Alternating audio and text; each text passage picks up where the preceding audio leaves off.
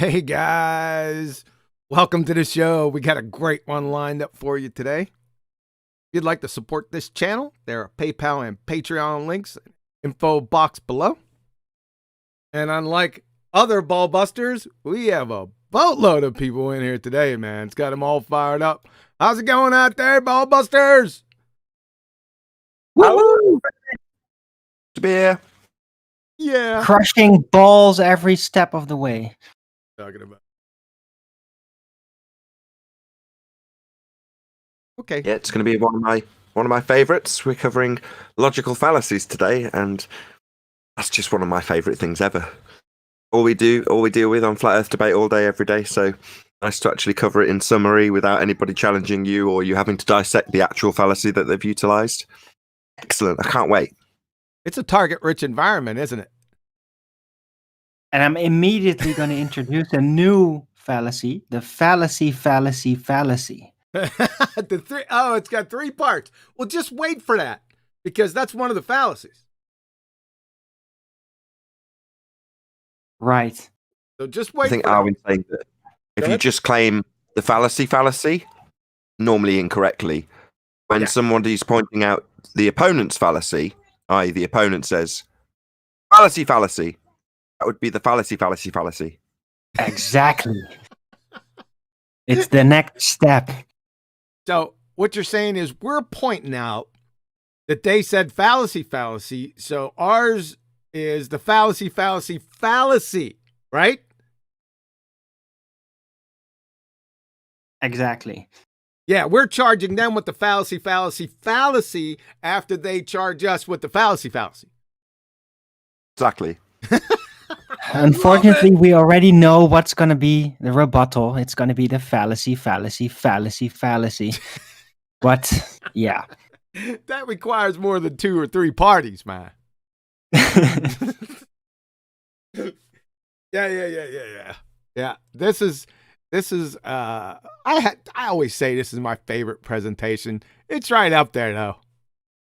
Because like I said before, if I had to do it all over again, come out into this genre or any genre where you're debating topics, then I would have probably focused, even though at university I focused a little bit on them, but I dropped them, right? I got more important things to do, like cheese fries and stuff and girls.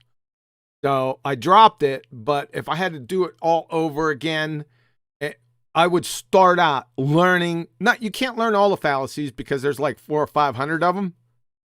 So you can't do that. It's impossible. But there are certain fallacies in certain debating genres that always come up over and over again, right? And they're common. So I would do that. I would learn the fallacies again. So just to learn what's wrong points in the direction of what's right, if you can follow me.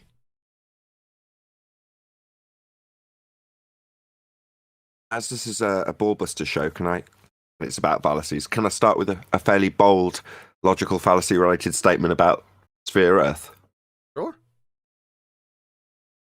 One of yours, and you might correct my attribution of this to Validation Boy after I say it.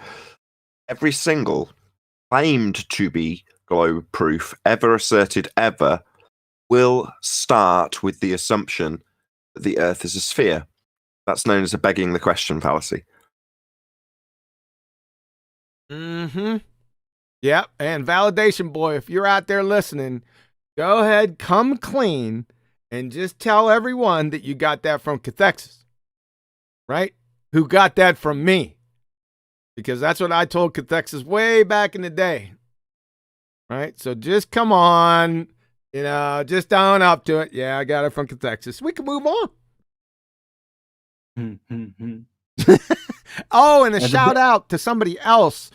I usually don't mess around with the chat when I first premiere the show. Guess who typed in the chat? Smokescreen Design. How about that? Way. Yeah.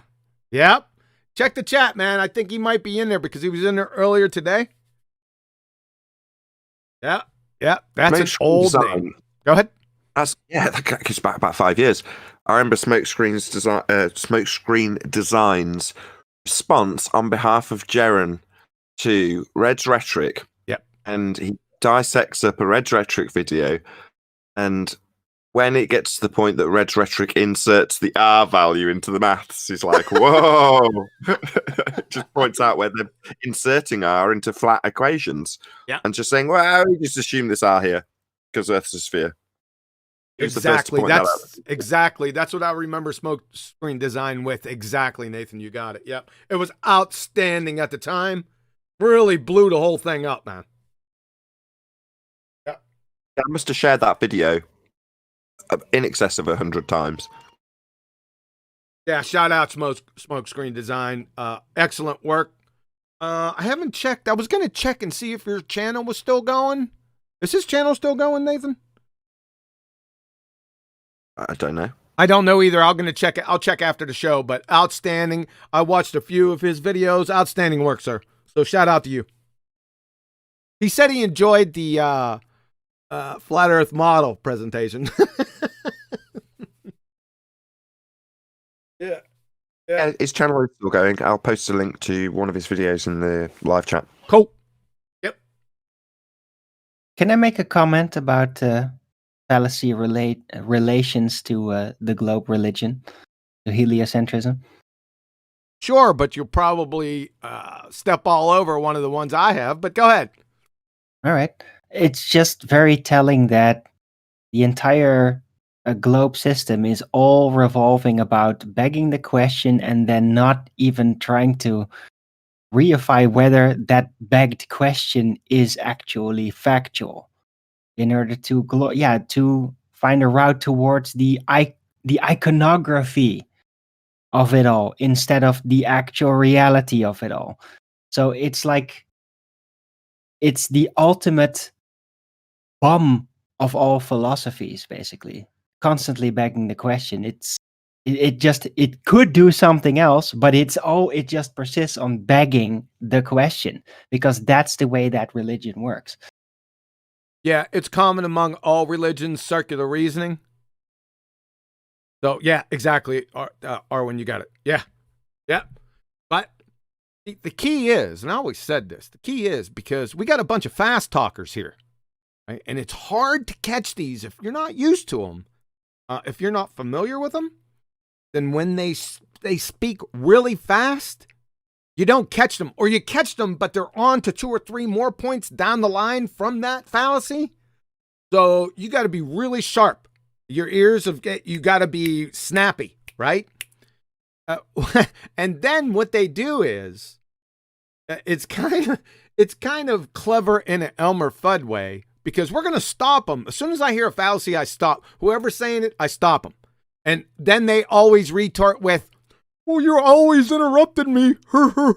Well, yeah, because we don't want to sit through 10 minutes of your monologue downstream from your initial begging the question fallacy. So just keep that in mind when you're out there in the trenches. You're going to get that. Just keep back. Just keep on the retort, right? We're not going to let you continue on. And usually it's many fallacies after that, right? Because they're usually all connected. We'll run into a couple today where there are multiple fallacies in the fallacy that they're proffering. So just be careful out there.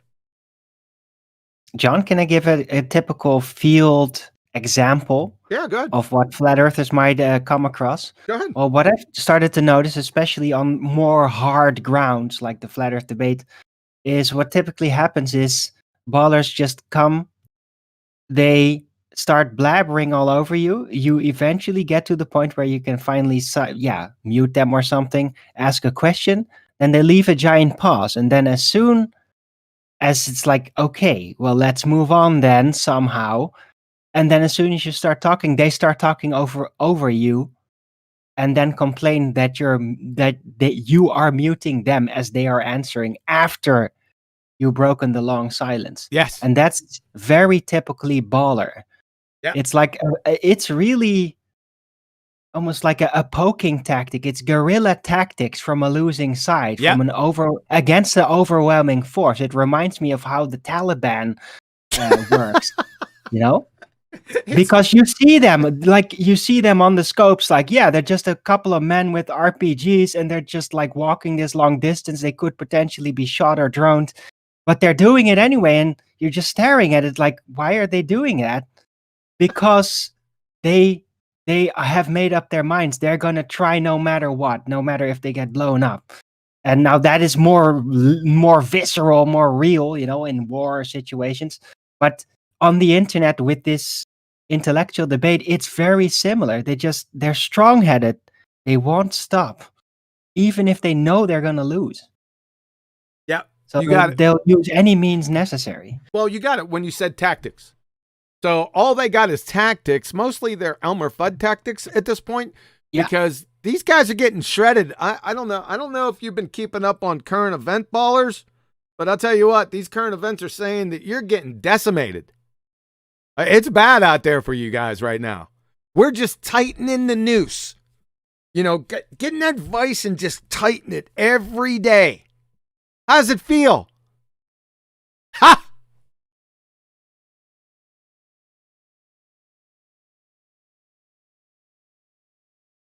Yeah, they must hear the desperate religious harps. Like, you have to defend the dream. It must be pretty exhilarating, in a way, in a fantastical way. As long as you don't realize what's really going on. That's what I think it's like. For people like Rumpus and Chaiki and Ed. Because they do persist, so they're getting energy from somewhere to do that. They're getting energy, huh? Yeah. They creating it from nothing. No. Okay. Enough about from a dream. Enough about the nameless faces of flat Earth debate, right? I don't want to downplay this, and Kiwi's given it a bit of a build-up, but I'm going to do a bit more now. So Kiwi stressed that if he was to go back and change the way he was educated, he'd start with logical fallacies. Yep. In terms of a route to understanding how the argument for the globe is formulated, all of them are based in fallacy. So understanding this is really important. So yeah, it's fun to discuss some of the characters that we encounter, but I'm just keen. I want to get onto the meat and bones of this stuff. I know you do. So yeah, I figured you did. Is it me or is Nathan breaking up a little? No, he's good. Oh, okay. That's me. Maybe it's you. Drop and rejoin, Owen. I just did that. You were like going all weird to me. But have you been drinking? No. Not for a few hours. That's what I figured, right? I'd snort that bear next time. I just took an extra coffee, man. My senses are not playing me. This was definitely Discord, so never mind. Sure. Just keep on delaying. Red Herring Fallacy away from Nathan's setup. What? You want to try that one again, Nathan? I'm on your side. You know that, right? Yeah, I do. Well, sometimes I'm not sure, but yeah, okay. A quick call to arms if you're watching this live, which if you're watching this right this second, although right this second might not be live, then you can join. So there is a link below this video if you do want to join and maybe challenge anything that's been said. Maybe you want to know about a particular fallacy that you've always or never understood properly or whatever. But there is a link, so feel free to join the Discord server, and there will be gaps in between the presentations that QE does if you want to come in and say, hey, what about this, what about that, or no, I don't think that's correct, etc, etc. So feel free to join the Flat Earth Science versus Scientism Discord server if you haven't already, or if you are a member, you can join now, and this will be open to the public at various stages during the live show. Science, yeah! What the heck? No, there's not going to be. What are you talking about? There isn't going to be any science in this show. This isn't a science show. That was the last 4 shows. I'm still inspired by the previous shows. The delayed reaction, like 2-week delayed. Yeah. We ready to roll? Let's roll. I think so. Have we got any BallBusters just to welcome before we actually do? I don't think we have we? Anybody else to say hello on the BallBusters? No. Yeah, let's go. Let's do it. Wait. Mic discipline, please. All right, so logical fallacies.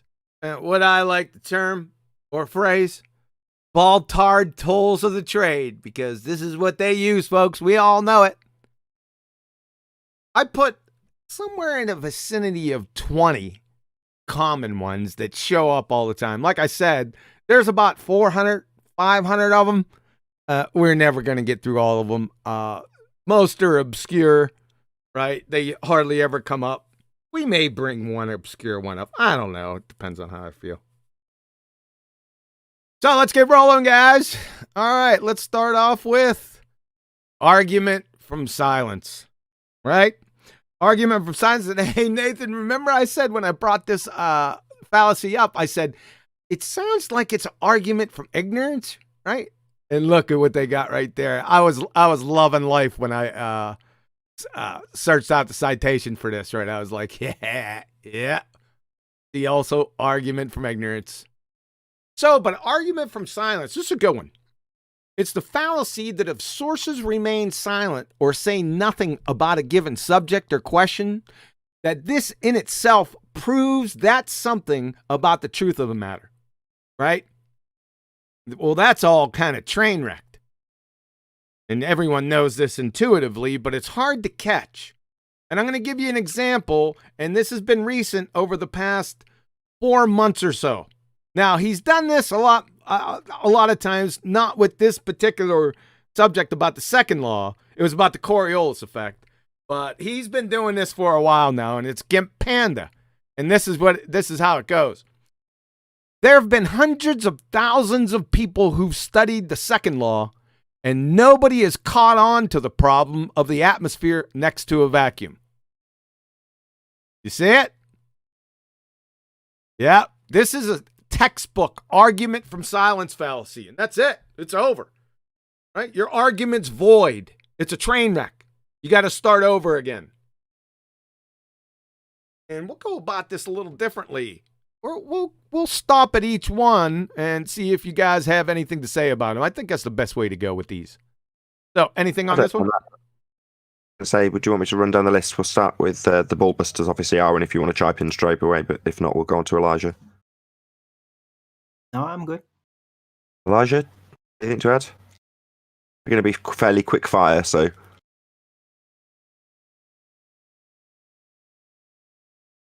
Thanks, Elijah. Okay. We ain't getting anything. Yeah, we good? Neil, anything you want to add, Neil?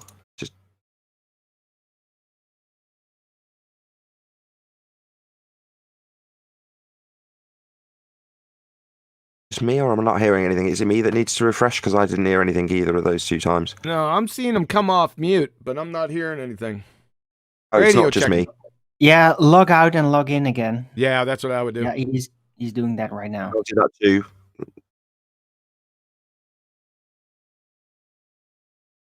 Yo, Neil, speak up. Neil?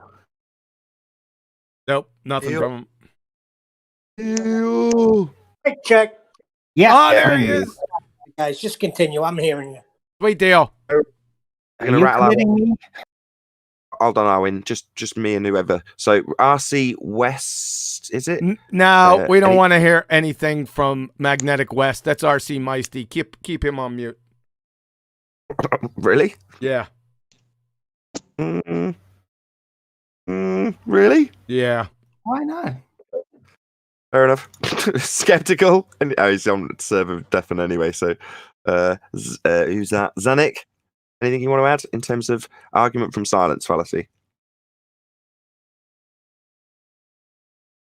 Zanik. Based on that example, You got Gem Panda. Oh, he's speaking up. Hold on, just based on that- if you will, Sonic. yeah, based on that example, I'm not quite sure that is a good example of argument from silence. fallacy. Put him on mute. Let's move on. Hold on. You just don't think that's a good example of it? Is that anything more to add before I stick you back on mute and we'll move on? Yeah, I mean, who said that? We have a the name. I would definitely like to argue that person for that point and see what they really meant out of, to take it in context, but that's just me. Shut the hell up. Put him on You have a mute. point? Hold on. Okay. Hold on. Okay, we've got everyone. We've got everyone. Let's move on. Next point. Listen. I don't want to take... We're not going to go for everyone in the hangout, just the ballbusters. Now, those knuckleheads can chime in at the end if they want, but I don't want to hear them during the presentation. Especially Zanuck. And at the end of each individual presentation, we'll hear from them. But if you stopped in the middle of them, we'll just hear from me or Arwin. Is that what you're saying? yes, just the ballbusters, yes. Fine, no problem. Moving on. All right, this Unless is an he's easy gonna one. pay his money.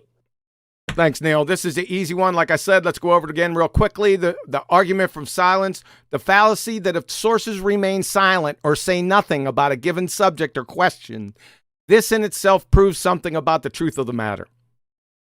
The example again, Jim Panda. There have been hundreds of thousands of people who have studied second law and nobody has caught on to the problem of the atmosphere is next to a vacuum, meaning that they're not saying anything. This is a textbook argument from silence fallacy, period. Number 2, reification fallacy. This is a popular fallacy nowadays because it shows up everywhere. Mike, discipline, please. Sorry. Thank you. So, reification fallacy, when an abstraction that is an abstract belief or hypothetical construct is treated as if it were a concrete, real event or physical entity. When an idea is treated as if it had a real existence. The poster child, gravity bends, dilates, warps space-time. Well, why is this a reification? Well, because space, length, width, height is a concept, and time is also a concept. So you can't bend physically non-physical concepts. So that's what makes it a fallacy. Another one underneath this is the anthropomorphism fallacy. This is the error of projecting uniquely human qualities onto something that isn't human. Usually this occurs with projecting the human qualities onto animals. But when it is done to non-living things, as in calling the storm cruel, the pathetic fallacy is created. So this is a pathetic fallacy. To be technical, science says or explains, right? Well, science doesn't have lips or vocal cords. It's not human. It's a concept. It's a method. It ain't saying anything, and it's never going to explain something. Now, a lot of these things are used in literature. They're called rhetorical devices. However, when you're using in the scientific context, when you're trying to prove things, you're in a category error. And these fallacies, the reification fallacies, just rear their ugly head on you. You can't get out of them. So, here's the biggest one. Again, reification, also known as concretism, hypostatization, shout out to Nathan, or the fallacy of misplaced concreteness, is a fallacy of ambiguity when an abstraction that is an abstract belief or hypothetical construct is treated as if it were a concrete, real event or physical entity. In other words, it is the error of treating something that is not concrete, such as an idea, as a concrete thing. A common case, listen up, ballers. A common case of reification is the confusion of a model with reality. The map is not the territory. Now to finish this up, by the way, when we charge you, we knob-sack sniffing cretins, with reification, when you conjured then appealed to a model that you never had or ever will have, we're not charging you with living in or on that model. I mean, that wouldn't be a fallacy. It would be paddy wagon, horse tranquilizer, rubber room, emergency lobotomy. We're charging you with treating your model that you never had or ever will have as proof of reality or as representing reality. You can't do that. That's a reification fallacy. Questions, comments on these two, Nathan? Hypothesization.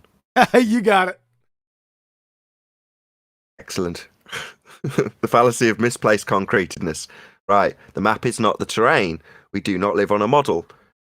Assert that the Earth is a sphere as your presupposition, as in the case with every single globe proof ever, is to assume your world is the map.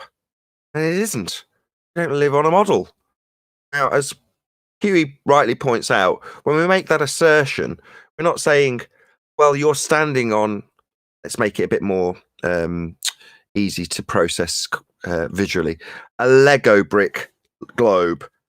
If that's the model in physicality, we're not saying you're stood on the Lego brick model. You're guilty of reifying the model, taking a philosophy, a concept, a way of understanding the movement of the lights in the sky, which is described with spherical surfaces in geometry. Well, to take that concept, that idea, that philosophy, and say, I am actually standing on a sphere, is the fallacy of misplaced concretedness, or the reification fallacy. Yes, sir.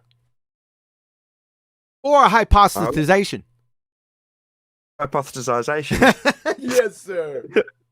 Hypothesization or hypothesization? No, hypothesization. Hypothesization. Hypothesization or hypothesization? I just told you. You've been drinking. No, stop saying that. It's hypothesization. Here, let me check. Right. Hypothesization. Here, see, this is how it's spelled. I'll never say it right. Hypostasy, the hypostasy. Right. If we keep saying it enough, it'll lose all meaning. Yeah. It's just an inside joke between me and Nathan. It's like metastasization, except it is hypothesization. Right? Same. I suppose verbal you could think of it that way. construct. Yeah. In a morbid sort of sense, yes. Just All a right. verbal construct. All right, anything with reification? Because they reify everything now. It's not only models.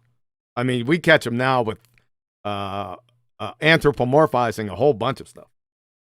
Well, they're jumping clouds and rainbows constantly. Like, they step on it and they move on to the next step before anyone catches on that they could have never landed there in order to make a next step. That's like their universal strategy. They're dream hopping. Just introduced a subset of reification as well in the form of anthropomorphization, another difficult word to say, although I can't actually wrap my tongue around that one. So in the case of anthropomorphization, it's like giving science lips, science says, giving it a human attribution. That's anthropomorphization. Obviously also a reification fallacy, but it's sort of a subset, I suppose, isn't it? Yes. There's many subsets to these. And the reification is a good one. There's many subsets to that one. Yeah. And remember, listen. Go ahead, Nathan. Well, I just want to play a little game. Let's play What's My Reification? Dun, dun, dun, dun, dun, dun, dun, dun, dun, dun, dun. Right, so I'll have a guess. We'll each throw out a reification fallacy, and then we'll move on until we exhaust them. So, because there's so many. So I'm going to start. Gravity, the reification from bending conceptual medium pseudo-Riemannian force space into an actual force. That's a reification fallacy. Gravity is a reification fallacy. Yeah. Who else got one?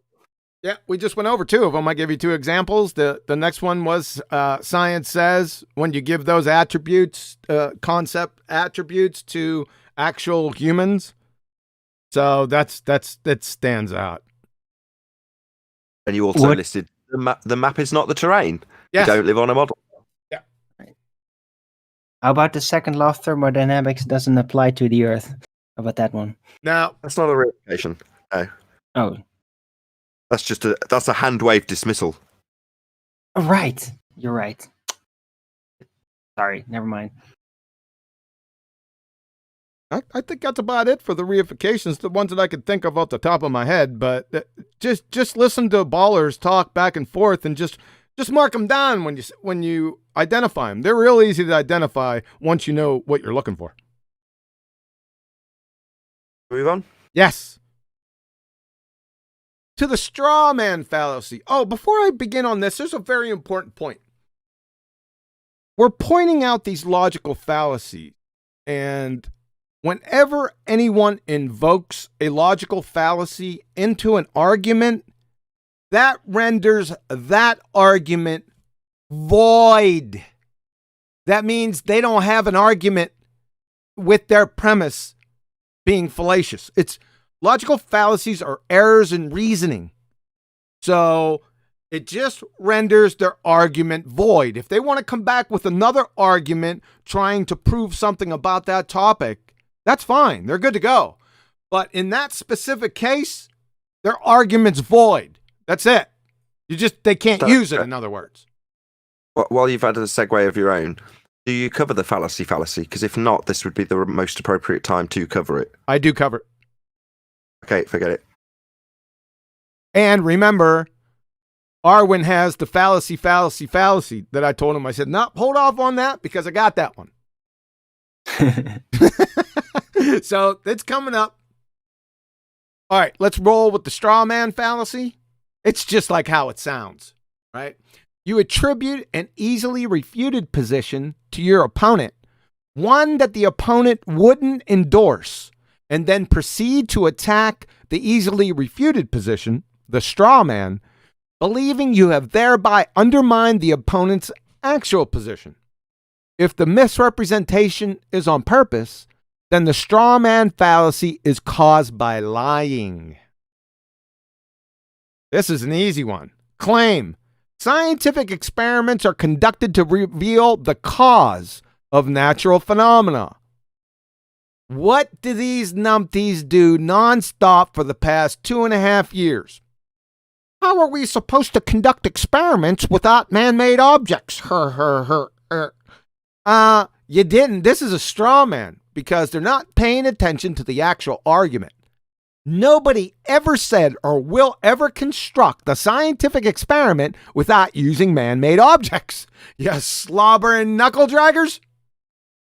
What we're saying is that the natural phenomena you observe, that is the dependent variable, must be natural. That's what we're saying. Not the equipment that you're using to prove this stuff. The natural phenomena dependent variable must be natural. It's not the physical apparatus set up to test the natural phenomena dependent variable or the effect with the potential cause independent variable. Next block of instruction, how to open your eyelids on vacation. So like I said, this is a classic one. They still do it. I heard this the other day. I couldn't believe it. Any questions or comments on this one? I mean, I was tempted to talk about people strawmanning me with the dome, but you've already tied it into something a bit more effective than mine. So I like your tie-ins with the various different aspects of arguments that we have come our way. In this case, the scientific method. Epic. Yeah. You did a really good job. Thank you. Yeah. Because they stand out. Whenever I hear them for the past 2 months, I'd say, okay, I'm going to make a mental note and write them down. So we always hear this one. It's really stupid. You can't conduct an experiment without man-made objects. Just think about it, right? But that's not what we're talking about. When we say natural phenomena and we stress natural phenomena, it's the dependent variable, the effect, that must be natural. Why? Well, because we're trying to find the cause of that effect. And if the cause is not natural, that is synthetic or man-made, then we already know the cause, don't we? I'll give you a clue. Here's a tip. It's a man. My word. Red Herring Fallacy. This is a good one. We get a bunch of these. Red Herring Fallacy. This is unique. Now listen closely. It's a fallacy of distraction and is committed when a listener attempts to divert an arguer from his argument by introducing another topic or that's a very important or right there. Right? This is the other part of it. Diverting attention away from the real issue by focusing instead on an issue having only a surface relevance to the first. If I had to pick a fallacy within the debating genre that we're in, that happens or occurs the most, the red herring fallacy, and you all know this, happens the most. Yeah? What's the poster child of the red herring fallacy, especially of the surface relevance? Well, let me show you something. Pressure gradient. You got it. Yep. Claim. Please show gas pressure without a container. The fallacy, BallTARDs. How do you account for gas pressure gradients? Well, you see, the argument is concerning X. That is gas pressure. You see this up here? Not delta X, gas pressure gradients. You see how this gas pressure gradients and gas pressure has a surface relevance? This is a textbook red herring fallacy. Any questions on this one?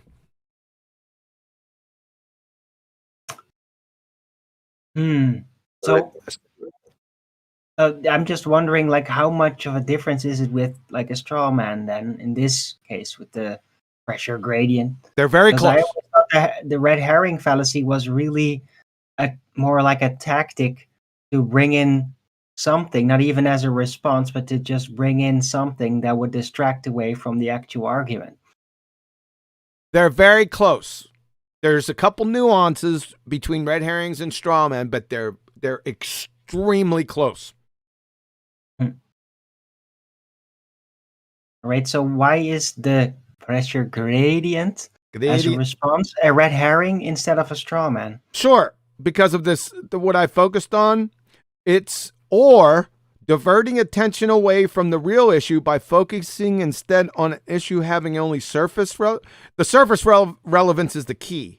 The reason why this is a red herring is because they're not actually dealing with the argument itself, the gas pressure, but it appears that they are because they're saying gas pressure gradients, even though that has it has an apparent surface relevance, but it's actually not the argument.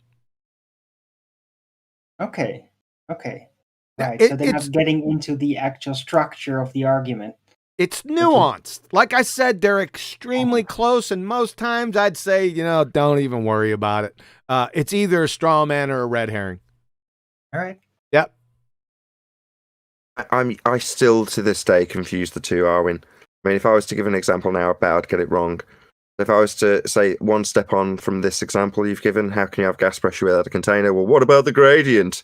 Once you've actually beaten them down and explained that that's a delta of the question you're actually asking, i.e. they've just presented a red herring, they then strawman you by asserting that you think we've got a glass dome. Am I correct? Yes, that's what they typically do. It's kind of part of their trick setup design, because that's really what they bring to the table these days. Hold on, Arwin. I don't mean is that what they do. I mean, is it a straw man when they assert you think there's a glass dome, and a red herring when they assert gas pressure gradients, or are they both red herrings? As I'm probably about to find out for QE. No, I would say straw man for the dome, because they are telling you what you should be, what you believe incorrectly asserted, right? Huey? It's a stereotyping baseless assertion as well, but I'm just focused on the red herring and straw man bit for the now. QE, which is if after you get to the point where you point out that they're arguing for a delta, i.e. a red herring, if they then challenge you in terms of your belief in a glass dome, which you don't assert, that would be that would be a straw man, i.e. a position that they hold up that you're not holding.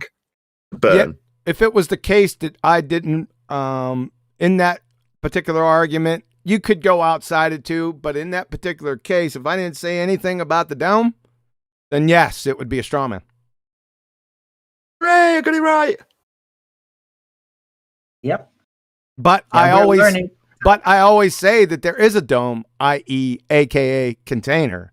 So it wouldn't be a straw man against me. So each are context dependent, and they're depending on who you're arguing with, that specific argument, and just within the barriers or the boundaries of that specific argument. Follow? Okay, so you assert there's a dome, a container. You qualify it and explain what you mean by your vernacular, and then I say, "Where's your scientific evidence for the dome?" Right. That would be a red herring. It also would be non sequitur, because scientific evidence deals with how, why, cause, and effect questions, whereas scientific evidence only deals with what is. Yeah, they don't understand the non sequitur fallacy. So that's a lack of intelligence, if you ask me. So people watch this or flat Earth debate, and someone comes along and says, "Well, Cavendish proves there's gravity," and we say, "Well, what's your independent variable?" Now, there's a subtlety that may be lost on a lot of people in that regard, which is to say that the opponent, the baller in this instance, is asserting that there's an experiment. That's science. Therefore, we ask for science. What's your independent variable? Now, when we make an assertion, for instance, a container is required, that's not cause and effect relationship we're asserting. It's a matter of fact. And when you then challenge to prove that you would always require a container with science, it's, as you say, a non sequitur fallacy. Nobody's asserted science, but they've heard it on the show and gone, that's a really effective tool when they apply it. They ask for science, and the next thing you know, the globe believers on the ropes. So I'll use that. Well, where's your science? Nobody's claimed science. What are you babbling about? Yeah, it's the power of suggestion, because we've educated them over the past 4.5 years, but they haven't caught on to the exact technicalities of everything. They're catching up. They're starting to learn, right? So they think they're clever, like Elmer Fudd's sophistry, and they tend to switch. They tend to turn what we use against them on us and say, "Well, where's your scientific evidence?" You just stepped into a landmine non sequitur, right? Because it's non sequitur. It doesn't. I didn't put that fallacy in here because I think it's self-explanatory. Non sequitur is the conclusion doesn't follow from its premise. It's not connected to it whatsoever. So there's many non sequiturs out there. Right, quick shout out to Rob Keane, who says, "Permission to speak, sir." Just because there's probably a gag attached. Go ahead, Rob.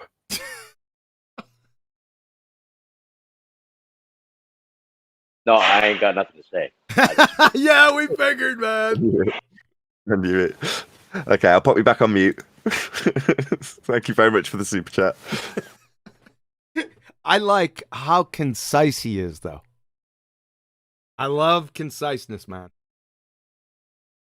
When he first did that gag, I was in pieces. Oh, me too. I was done. 2 minutes of fapping to figure out how to get him off mute, and his super chat had been and gone, and then he'd moaned about his super chat, and then he got off mute, and he was like, "Long pause. I got nothing." Yeah. I was done for the day. I was laughing about that in the evening.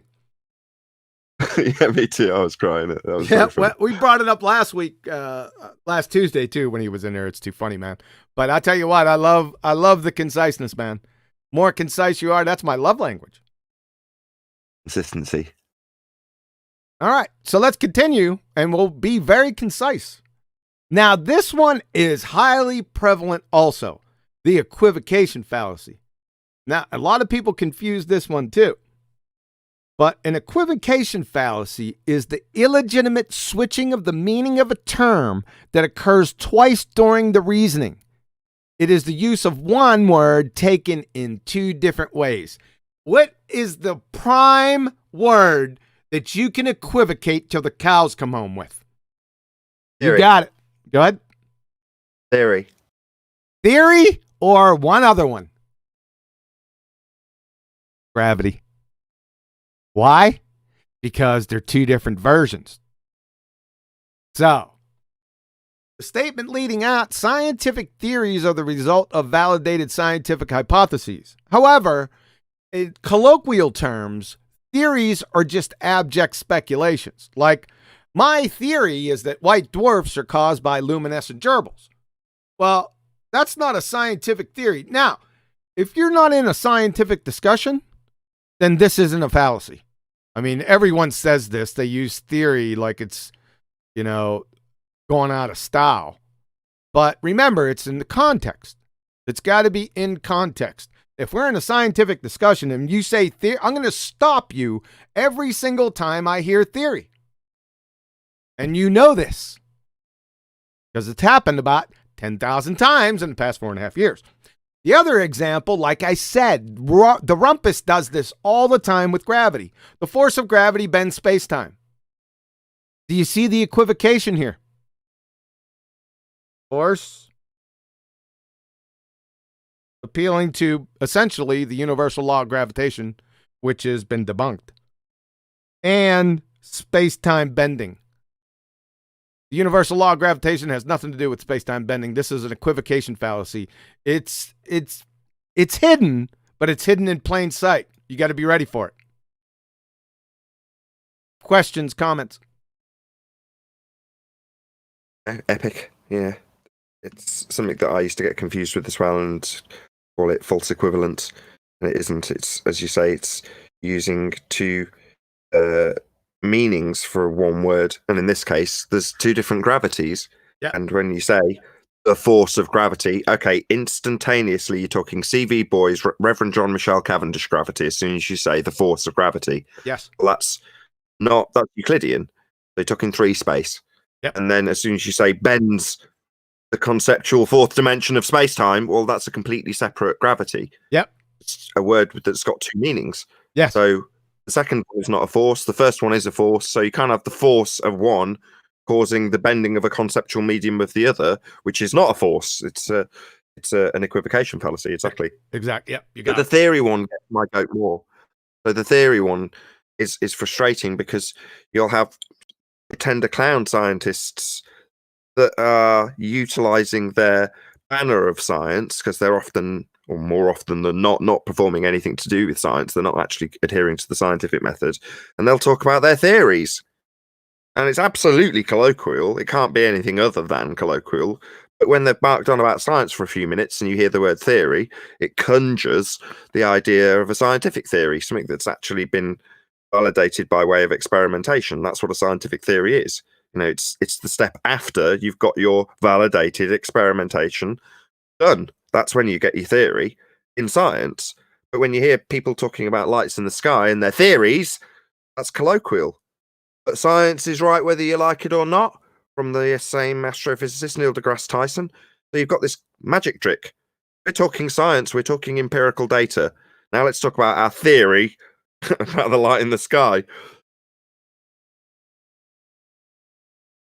It's also known as a bait and switch. Sorry, I forgot to put that in there, but I just did type it in there. So they bait you with one definition of that single word, and then they kind of slip in the second meaning. Yeah, it's a bait and switch. Classic. Oh, you've reminded me of another one, that probably the most common recent one, which is refraction. That's Yes. another equivocation fallacy. So when they say refraction, bait and switch, they'll start talking in an educated way about the conditions you experience with your eyeballs in the air. That's refraction. Refraction's real. They'll talk about it and they'll often know what they're talking about. But at some point, they'll start talking about what is actually terrestrial refraction, based in geometry, nothing to do with anything that's happening in the air, nothing to do with your eyeballs whatsoever. It's a bar-based geometric value that they bend a line around a sphere they're presupposing. It's sod all to do with atmosphere being an oxymoron. They'll use that word as well when they're baiting you with real atmospheric conditions. I have to use that vernacular. That's just what it is. Don't give me grief in the comments. But the conditions you see in the air, that's refraction, real. Then they talk about terrestrial refraction without you noticing, because they won't say terrestrial. They'll keep saying refraction, the same word, and they'll switch the meaning halfway through to mean bending light around, not light, bending light rays, imaginary, not real, around a geometric surface that they've presupposed. So it's two different meanings. And equivocation, refraction. You beautiful bastards, you're right on top of it. That's a great example, and they're doing it daily now. So our argument is we're not challenging that light refracts. That's not what we're challenging. But as soon as you invoke refraction, you're speaking to terrestrial refraction, especially in the context that we're in, right? Atmospheric, which is a contradiction in terms. Atmo means air or gas. Sphere is a shape. That's a contradiction in itself. So, yeah, good one. And they're using it daily now. Boy, I'm catching them out every single time. Did it last night. It was fun. The way they imply it, you can tell. They hijack the concept and take the cover of the name. Exactly. Yeah. It's that get out of jail that they think they've got for the Black Swan, the most recent being Planner Walk. So I listened to 4.5 minutes of his video to get to the actual argument about the Black Swan. It's one of the few things I actually still search and will react to, or at the very least leave a comment. But when you finally get to the point where he's like, Black Swan isn't a valid flat Earth argument, it's like, number one, it's not a flat Earth argument, it's a globe destroyer. So he hasn't comprehended the premise of the argument, first and foremost. But he says, well, refraction. Then he presents the picture and explains how refraction's moving the horizon. Like, you're describing how you would see a visual effect that moves something that is geometric in your model, that's physical. And to acquire it physically, you need it to be physically able to be seen. And his argument is the implosion of their globe model. So Arwin very recently coined this as a paradox, which it absolutely is. If you can't see the geometric horizon because of refraction, and their refraction in their globe model is terrestrial refraction, as just described, 7/6R, bending light rays, imaginary, around a spherical surface, then you're going to need the value of R that is utilized in terrestrial refraction. Where'd you get R? It's a measurement of the geometric physical sphere edge horizon, formerly known as Earth curve. And if you can't see it because of refraction, you can't measure it to get the R to move the horizon. So the whole thing becomes a paradox. You can't move the horizon with R if you can't see the horizon because of refraction. So it's a paradox. But they'll still bark, well, Black Swan's debunked because of refraction. Well, when you've got the picture up, you're talking about the optical effect. In this case, Planner Walk is talking about optically something moving the horizon in the picture. Okay. In your model, it's R-based, precisely as my comments suggested in his video. You've got an R-based refraction. Well, you need the R, i.e. you need to get the radius. That would require you to see the geometric horizon that you're justifying why you can't see it. Leaving it in a paradox. But with an equivocation fallacy, bringing us back on track. It's also, sorry, go No, on. it's also begging the question because they need the R. So they're assuming it. They don't know that they're assuming it because they don't know what they're talking about, right? But in actuality, if they did know what they were talking about, it would be a begging the question because they're assuming R, which they don't have. Yeah.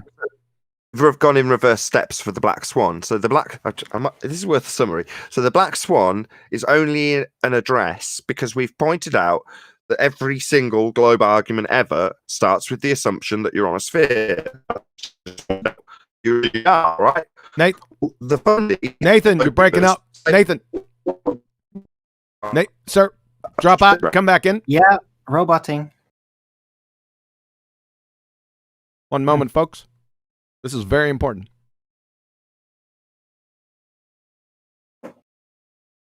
Welcome back. Yes. Continue. So the R value, back to, I'll just finish off this point. Every single globe proof ever is going to start with the assumption of R. So we point that out and did with Mick West 2.5 years ago. So you're assuming the premise that you're trying to prove, you're assuming the R value, and they just say, yes, we already know we're on a sphere. In other words, they justify the begging the question fallacy. Now, as a consequence of them saying it's okay to beg the question, it's okay to automatically assume what I'm trying to prove, a spherical Earth, because I already know I'm on a spherical Earth. You know, the textbook definition of a begging the question fallacy, thrown back at you as a defense. You couldn't make it up. Nevertheless, as a consequence of that, we, or QE, has developed a process through logical consistency, modus tollens. Now, I know this is a fallacy show, but nevertheless, because they insist we automatically assume we're on a sphere, modus tollens starts with the premise that we're on a sphere and then debunks it with the horizon that they claim is a physical sphere edge, leaving it untenable and them claiming it needs to move with, back on track again, the equivocation fallacy of refraction. Yep. Are based in their model, optical based in reality, and required to be seen is a physical geometric sphere edge. And if you can't see it to measure it, you can't get R to move it. So again, they use the equivocation. Watch out for the bait and switch. This is why I'm laboring this. This is the bit I actually really want to labor to the audience. When you hear refraction, know instinctively that they've got their refraction on the globe, 7/6R, and it needs R. If they're moving a horizon that gives them R, they've left their model in a paradox. Can't use R to move R unless you can see R. Yeah. Yeah, exactly. Exactly. You got it. Yeah, you're all over it. Has a couple more problems with it, but I don't need to belabor that point. Yep. And don't let them say, so you deny refraction. No, we don't. Light refracts. We just deny your R-based refraction because you don't have an R, terrestrial refraction. Thank you very much. And then watch the implosion. Got it? Good? We good with this one? But another call to arms. So there's 117 people watching. Woo-hoo-hoo! Woo-hoo. Please share the show. We get very little publicity from YouTube. If you don't share the show, we don't get exposure, and Quantum Erase channel does not grow. So, you know, this isn't going to reach newbies. If you're watching and you've got a Facebook or a Twitter, please share the show. Same if you're watching on my channel, much more importantly, in fact, share the show if you're watching on 1930. The Equivocation Fallacy. Ass is also one, though, right? Yes. Well, no. Watch out, because this is where problems start to arise. The difference between two different words having the same definition and the same word having two different definitions. Follow? Yep. So be careful with that one. You have to work that one out in your mind. So just get the equivocation fallacy. It's a single word with two different meanings in a single argument. It's a bait and switch. Good? All right. We ready to roll the next one? Yeah, I think so. Arwin, we all good? Yeah, sure. Ad hominem fallacy. Now, this seems benign. I'm going to do it out of principle because we busted a lot of people with this one. Because they just ad hom. No. So let's discuss what this thing is first. Ad hominem fallacy, also known as personal abuse, personal attacks, abusive fallacy, damning the source, name calling, needling, refutation by character. Listen closely to the description, however. It's attacking the person making the argument rather than the argument itself, when the attack on the person is completely irrelevant to the argument the person is making. So it's in lieu of an actual argument, an insult in lieu of. Follow? So claim scientific theories are the result of validated scientific hypotheses. The fallacy, come back, you're a moron. See, the person didn't deal with the actual tenets of the argument. He just floated an insult. That is an ad hominem by definition. Now, if somebody systematically refutes your claim or argument by and through which demonstrates that you're a numpty, dipshit, a numpty dipshit, retard Burke, a wee knob sack sniffing cretin, liar or pretender clown, etc., then assesses you and announces you as one or more of the previous characters, then by definition, it's not an ad hominem. You get it? Questions or comments quick on this one?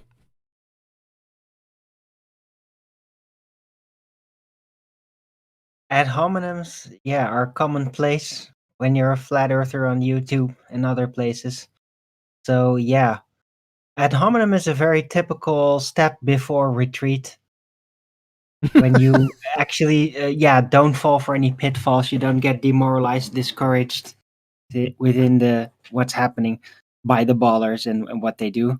Then eventually when you've completely broken every technical part of their argument, then they typically resort to ad hominem. And sometimes they turn out to know a lot about you, you know?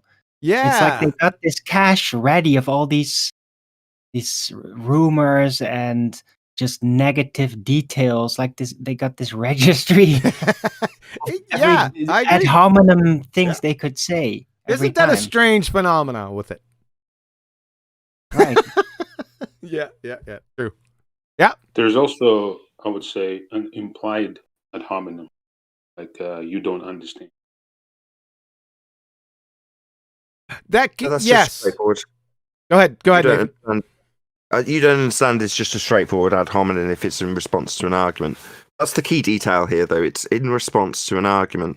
So a personal attack or poisoning the well fallacy is just you deciding to badmouth somebody before they've even spoken.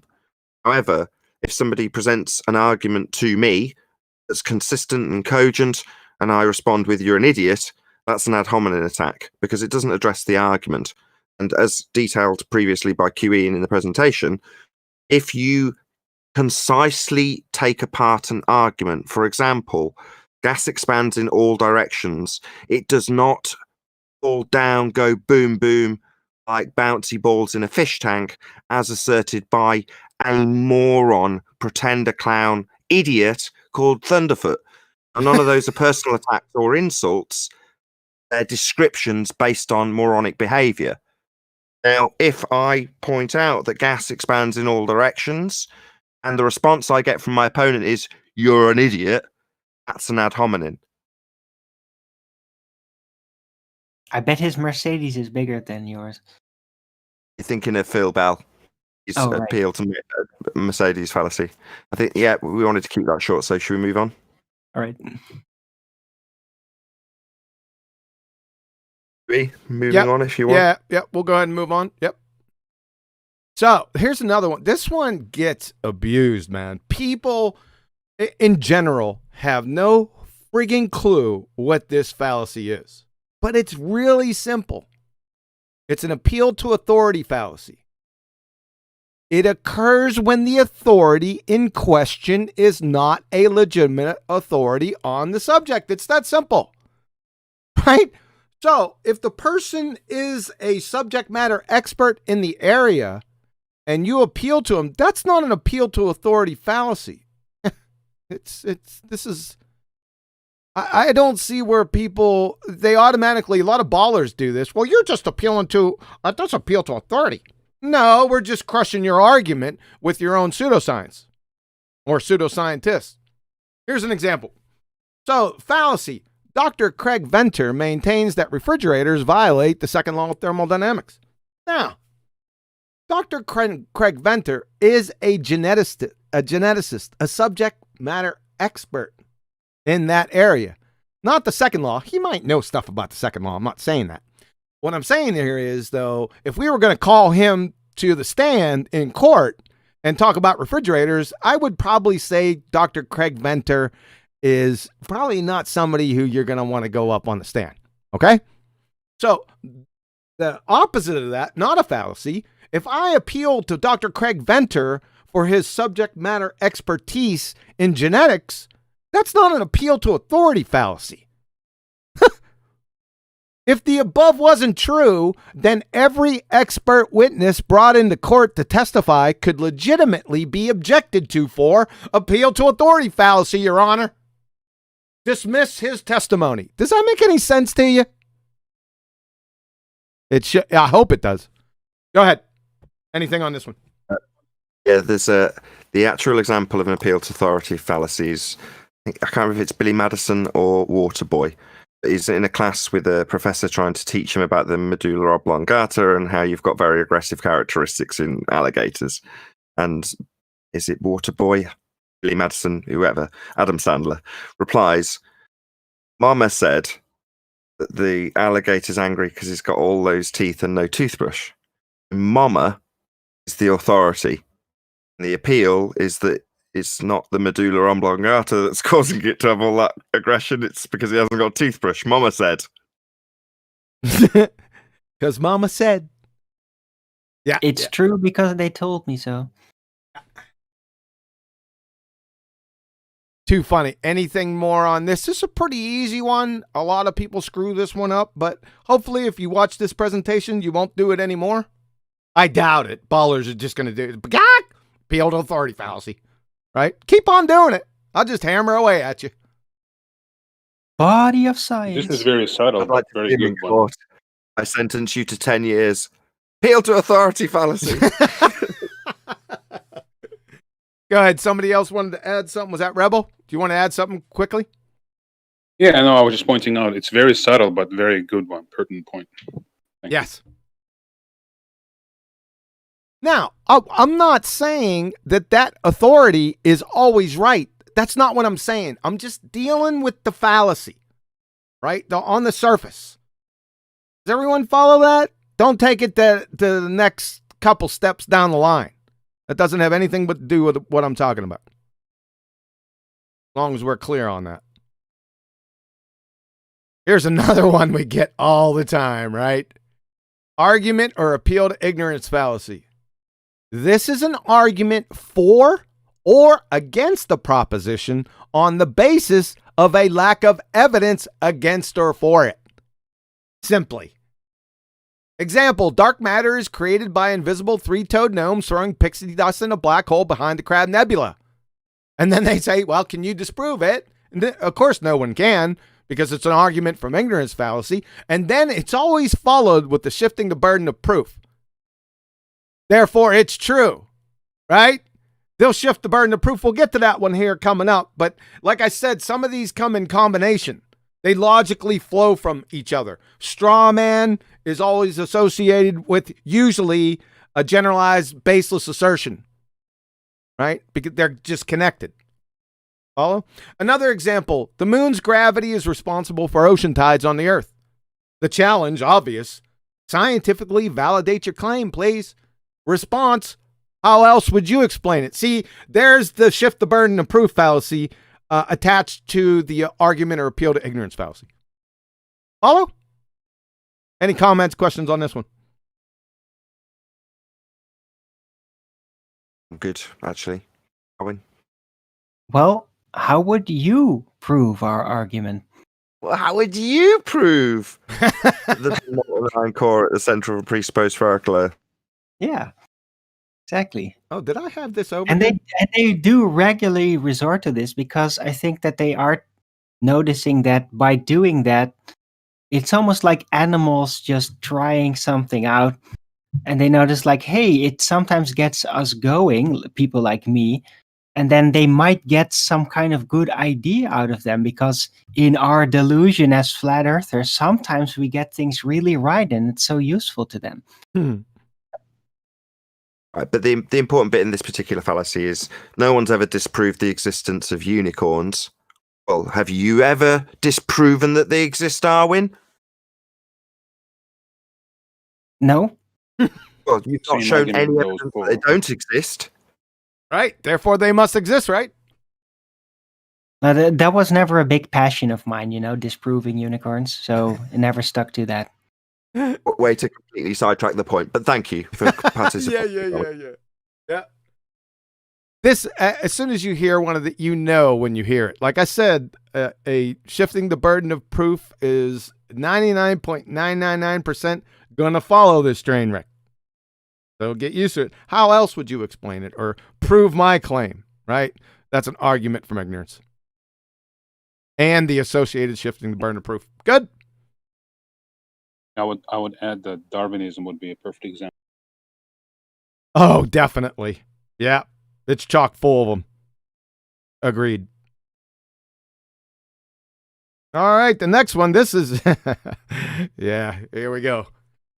Circular reasoning or begging the question fallacy. This occurs when the premises include the claim that the conclusion is true or directly or indirectly assume the conclusion is true. Example, Mick West's Earth curve calculator gives accurate representations of Earth's curve. Well, that's begging the question.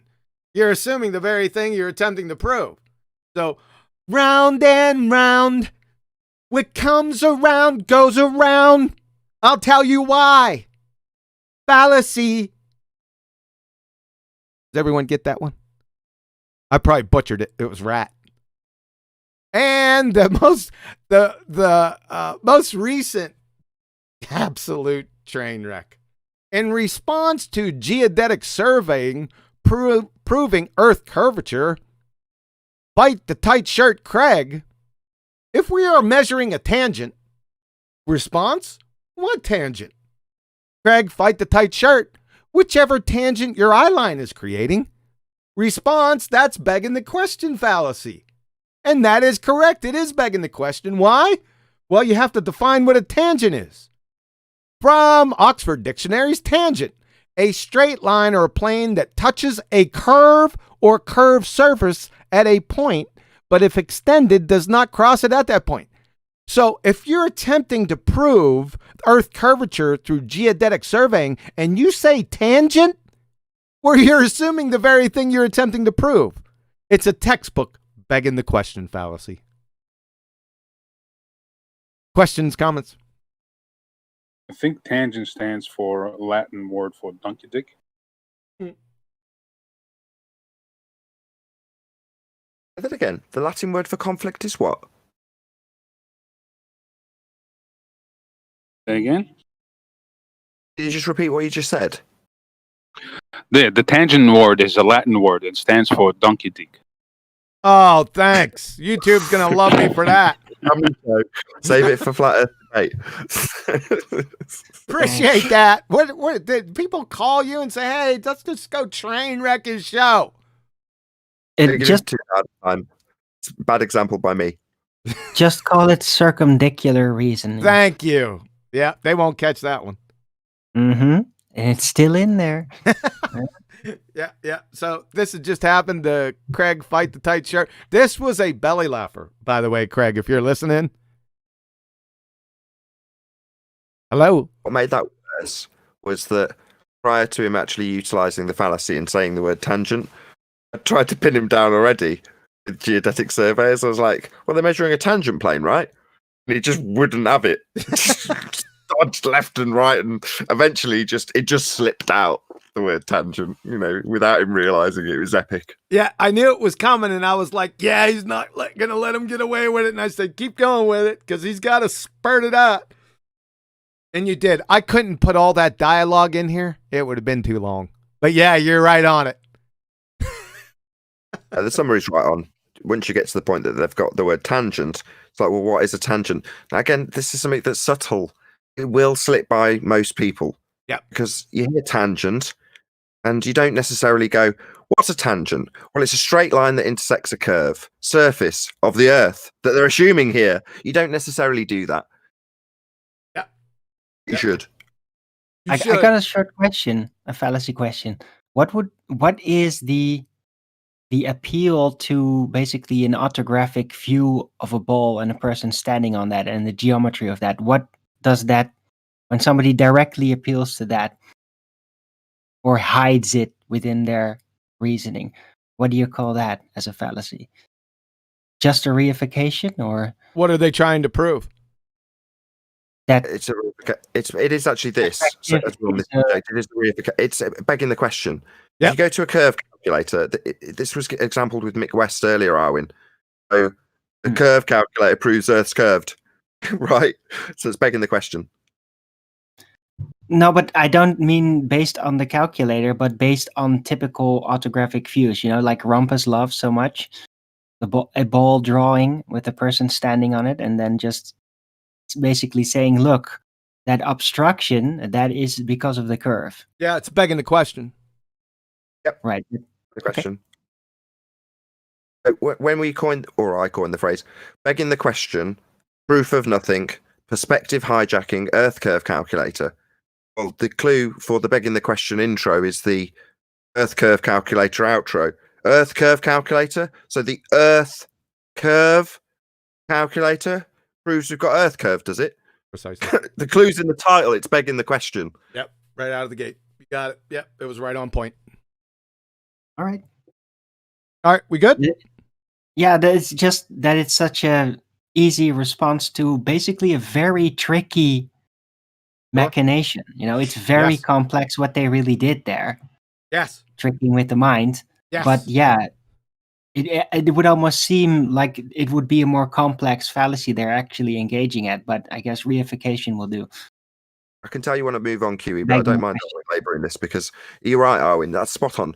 And if you go back to Flat Earth Debate 1 through 300, prior to QE, I might add, we all beg the question. The moment we entered into discussions about what we should or shouldn't see, and this is why I'm labouring this point, you've lost. You're already into begging the question. Now, I say this because I see this from flat earthers all the time in the videos they make. Kudos to you first and foremost for making a video and declaring your affirmation of the obvious and observable flat nature. However, when you phrase your proof with how much we should see, you've lost. Your cognition is such that you're basing your vision, what you can see in the imagery you're presenting in your video, and saying how much should or shouldn't be there. And the yardstick is the reification and begging the question fallacy of a globe earth model. So you're saying we see more than we should. Well, the we should bit is we should on a sphere model. Now, most people, again, they haven't quite cottoned on that when they're phrasing it in such a way, they're giving half the battle away to their enemy, because they're saying we see this much and it's more than we should or shouldn't based on the model. Because all that does is give your opponent the opportunity to say, no, if you apply refraction in the model, we should see, because they're into the model already, you've begged the question for them, this much based on the model. Now we're all definitely assuming we're on a sphere, because we're basing it on how much we should or shouldn't see on a sphere. So just, if you're watching this in the flat earth and making flat earth videos, stop begging the question on their behalf. Stop telling your audience how much we should see based on a sphere, because that isn't what we should see. What we should see is based on what our eyeballs present us.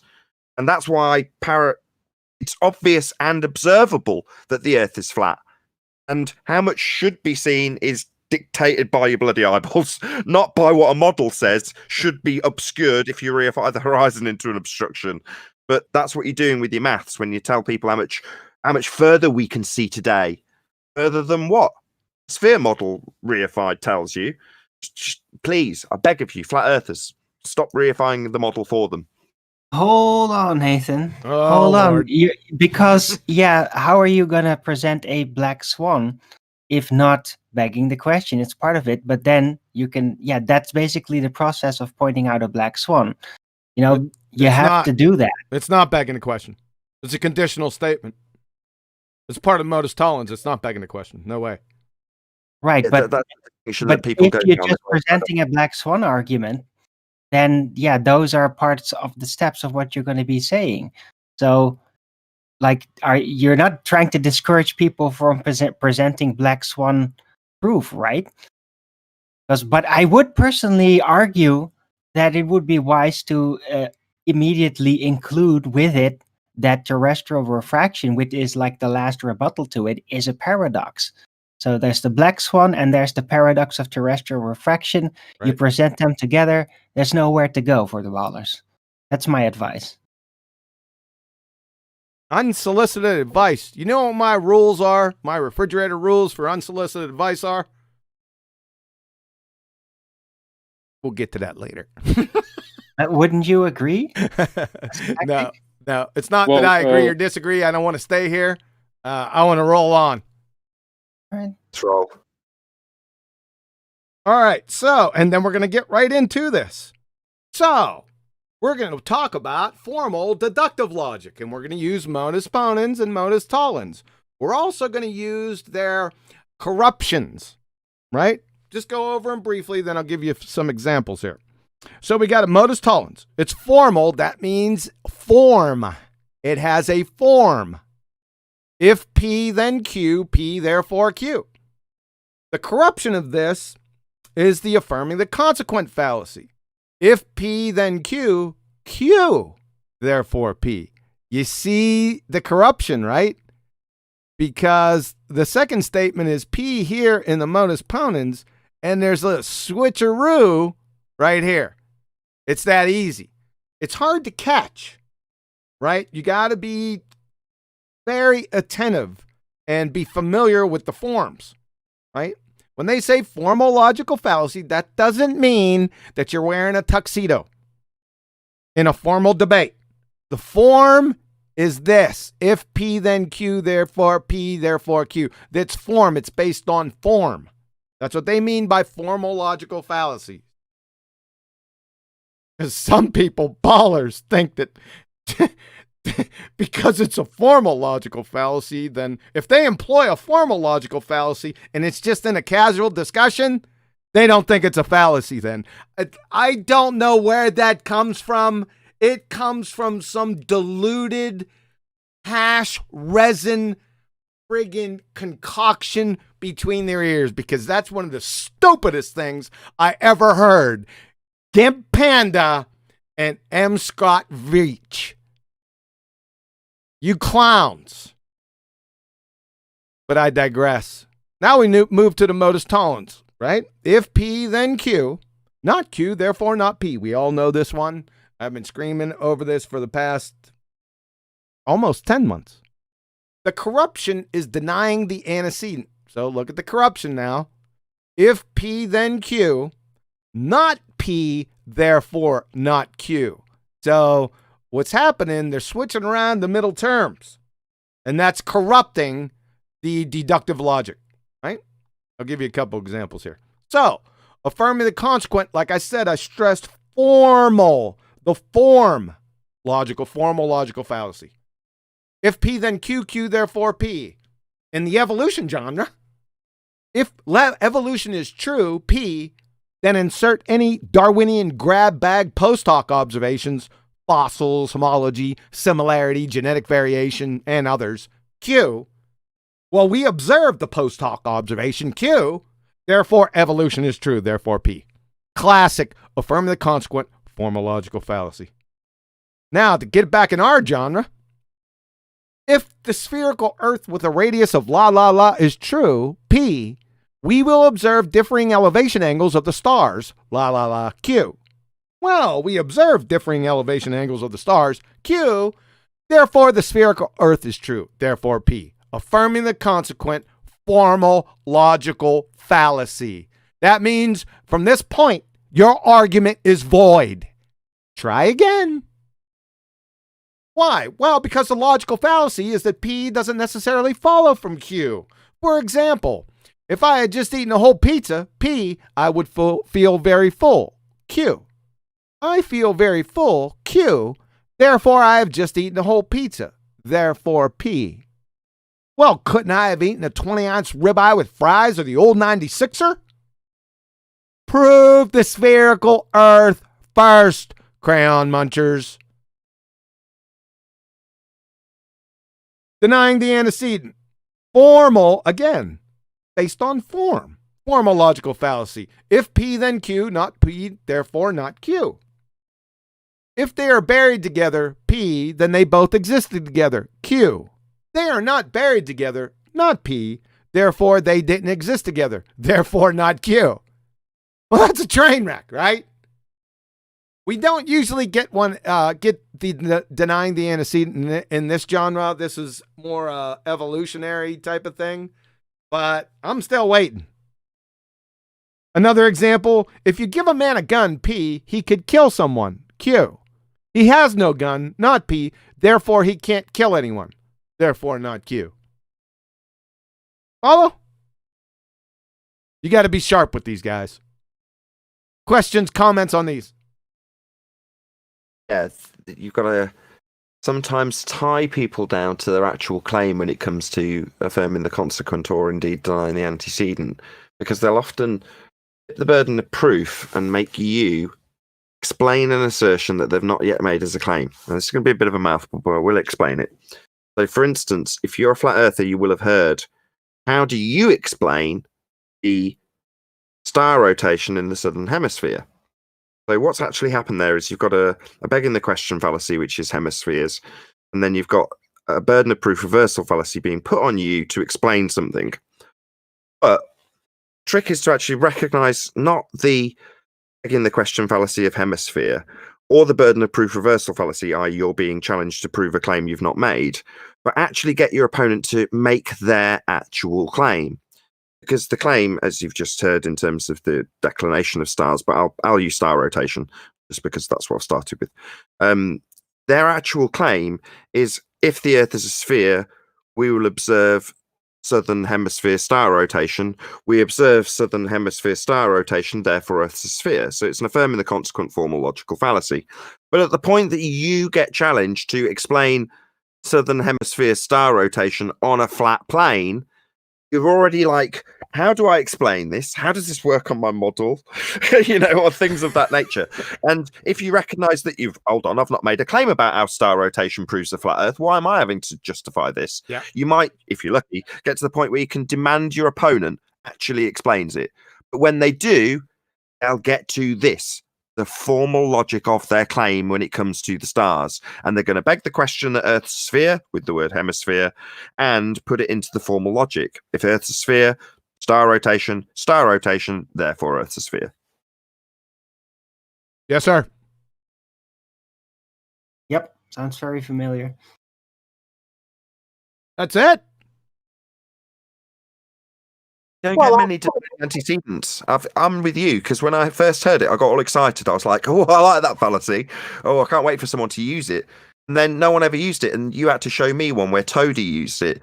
Yeah. Well, these fossils and this whatever dinosaur bone isn't buried together. Therefore, obviously, they weren't in existence in the same time period.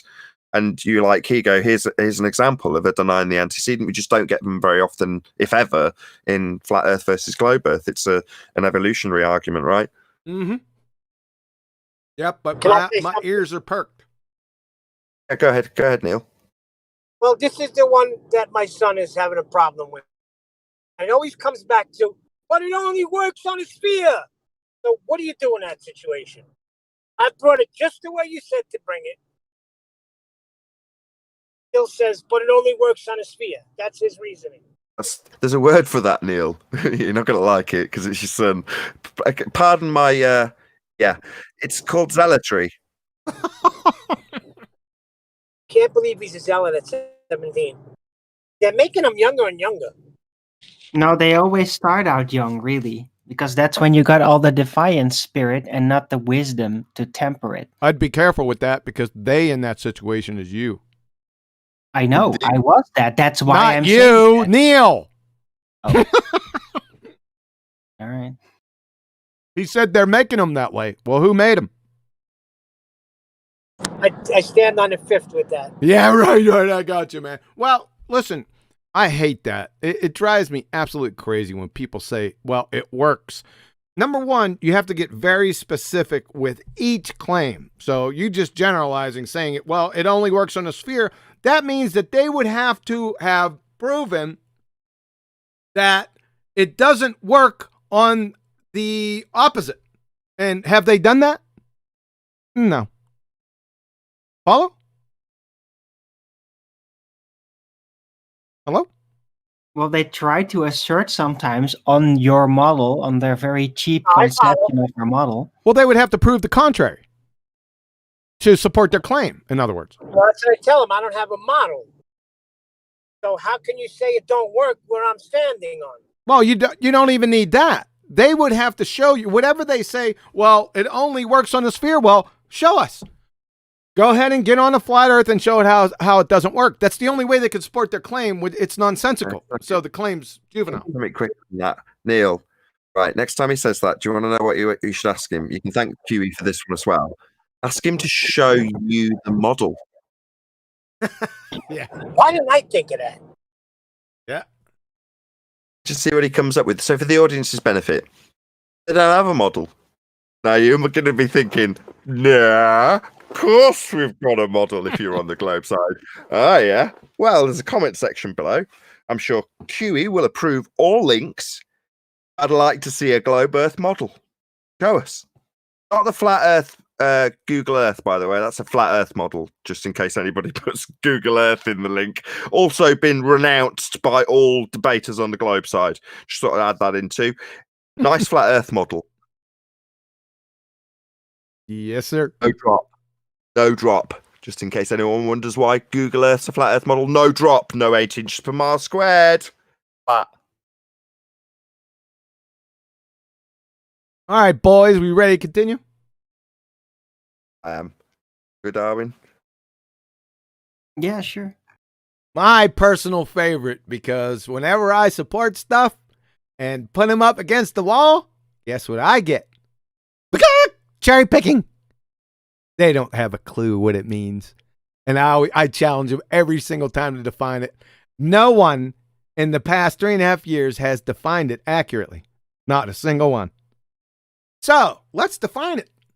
Cherry picking, suppressing evidence, or the fallacy of incomplete evidence is an informal fallacy, one without a tuxedo, where selected evidence is presented that supports the position of a single argument, while contrary evidence is withheld or omitted.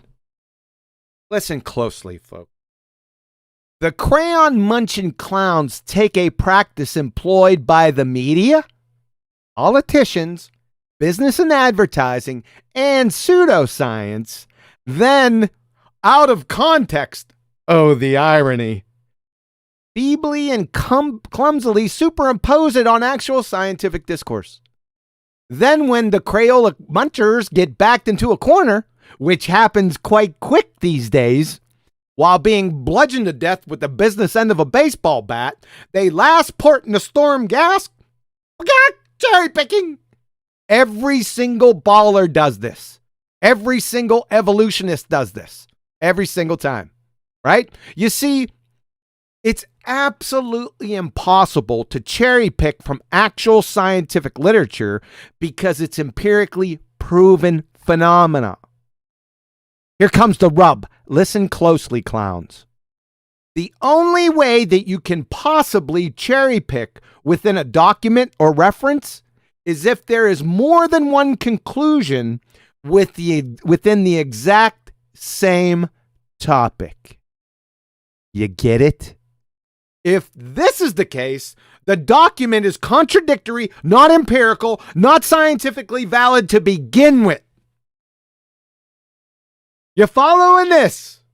I highly doubt it because I presented on this before. Connected to this, the quote mining fallacy. We all hear this, quote mining, quoting out of context. Duh. A type of cherry picking. So we're still connected. What does it mean to quote someone out of context? After all, every quotation necessarily excludes large sections of original material, and is thus an out-of-context quotation. What makes this a fallacy, this is the important part, is to take a selective quotation which distorts, alters, or even reverses the original intended meaning. This can be done accidentally or deliberately. So what these knuckle draggers do is they quote mining, right? They haven't even read the document yet. How can you appeal to quote mining if you haven't read that context? You don't know what the context is, so how can it be out of context? And by the way, this cracks me up. I love tells in poker because there's many of them. This is a tell that you're absolutely clueless, Dunning-Kruger pretender clown. This part right here. Posting a citation with appropriate reference isn't quote mining or cherry picking, numpty clowns. If it was, every friggin' research paper with a bibliography or works cited page would be rendered void and the authors charged with academic fraud. Following the logic from Retardia, these citations are cherry-picked, and the paper should be dismissed and the author's charge are indicted with academic fraud. So we got the delayed choice quantum eraser from Kim et al., right? Let's check it out. Pull this up, right? This is delayed choice quantum eraser, my namesake. Go down to the bottom, right? We're going to find the works cited or bibliography. There she is. So, you see all these? See, there's crayon munchers. So, according to you, these are cherry picked or quote mines. I'm not kidding you. That's what they think. Let's do another one. From the quantum eraser with the causally disconnected choice, the proceeding of the National Academy of Sciences. This is 52 violations. Let's check this one out. Just in case, this is obviously sarcastic.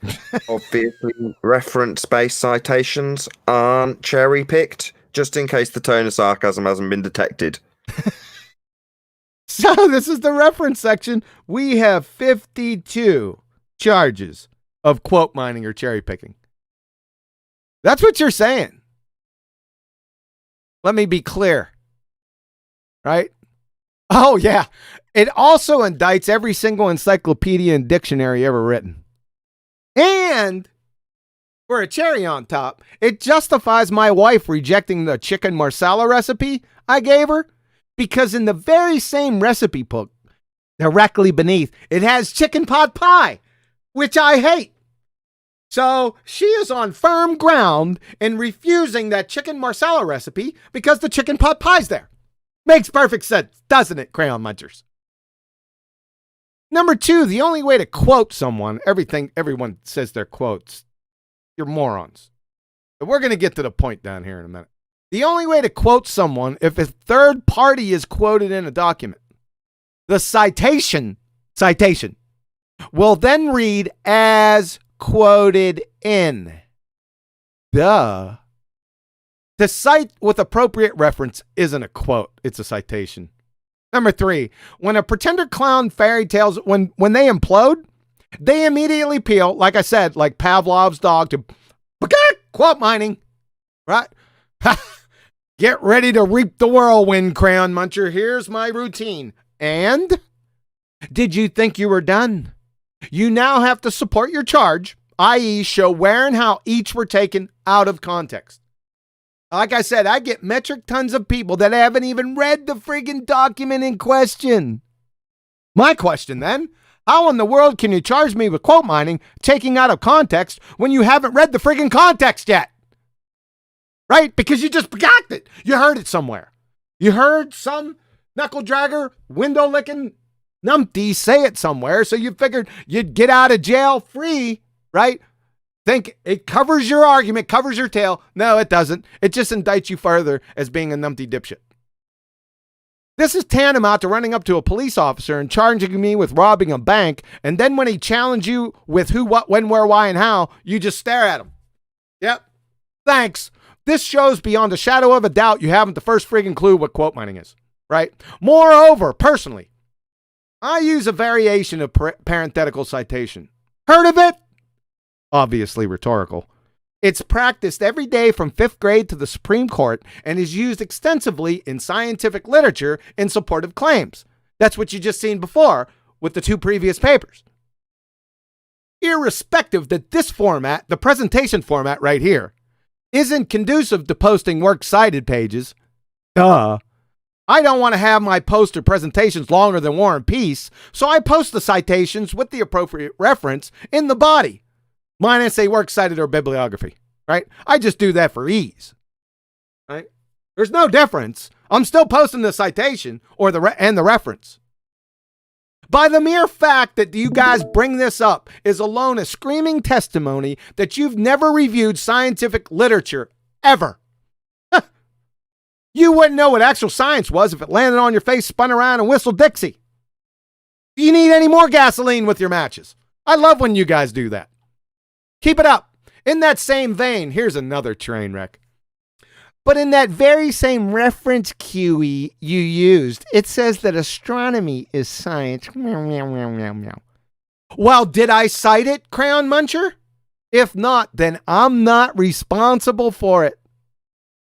If I post a citation discussing the crucial importance of the bond force constants in a water diameter, however, if within the very same reference, it goes on about how the bond force constants in the water diameters are created by invisible 3-toed gnomes behind the Crab Nebula throwing pixie dust in a black hole, and how they are the cause for invisible 3-toed gnome calcium oxalate stones, that fact, number 1, doesn't refute, render null, or impugn my citation or have any impact on it whatsoever.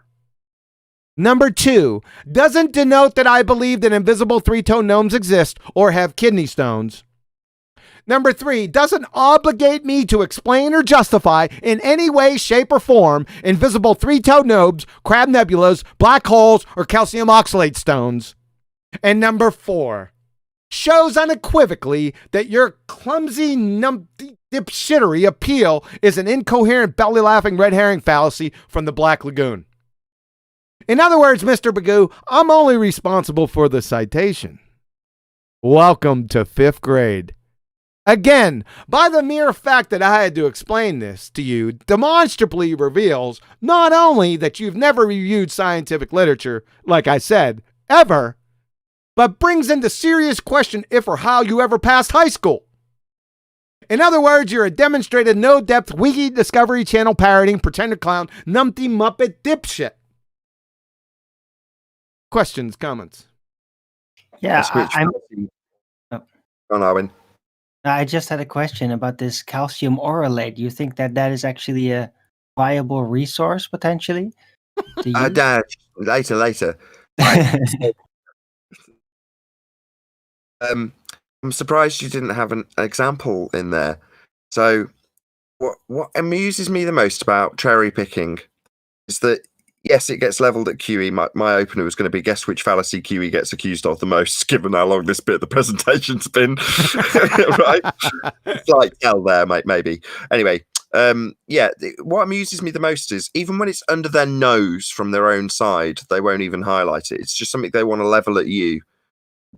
Cherry picking, as you put it. Whereas there was an instance on Jose J.G. Gonzalez's show where Rumpus is describing, and weirdly, unusually, he's got it on screen. So he's got his screen shared and he's got his citation up on screen describing how gravity is a force. He's got it, I don't know if he had it highlighted, but he reads it out and nobody bats an eyelid. But it's next sentence on screen, right next to what he's just read out about how it acts like a force. It says words to the effect of, but it is not a force. Now, he doesn't read that out. No one on the panel bats an eyelid or even reads the sentence that's shared. And that is literally the textbook definition of cherry picking. No one called him on it. I did watching the show. I went nuts. And I was waiting for people to get him on it in the comments, and no one did. Like Nathan said, it was so funny because very rarely do we even get people citing stuff correctly. Evolutionists, same damn way. They never cite anything, right? I challenge you to see them cite anything. Ballers don't do it, but in this particular case, Rumpus did. And he put it up on the screen. That means everyone in the Hangout, plus the whole audience was watching it. And the whole citation was there, but he just didn't read the second part of the citation or in the reference. It was directly impacted the first statement. The first statement wasn't done yet.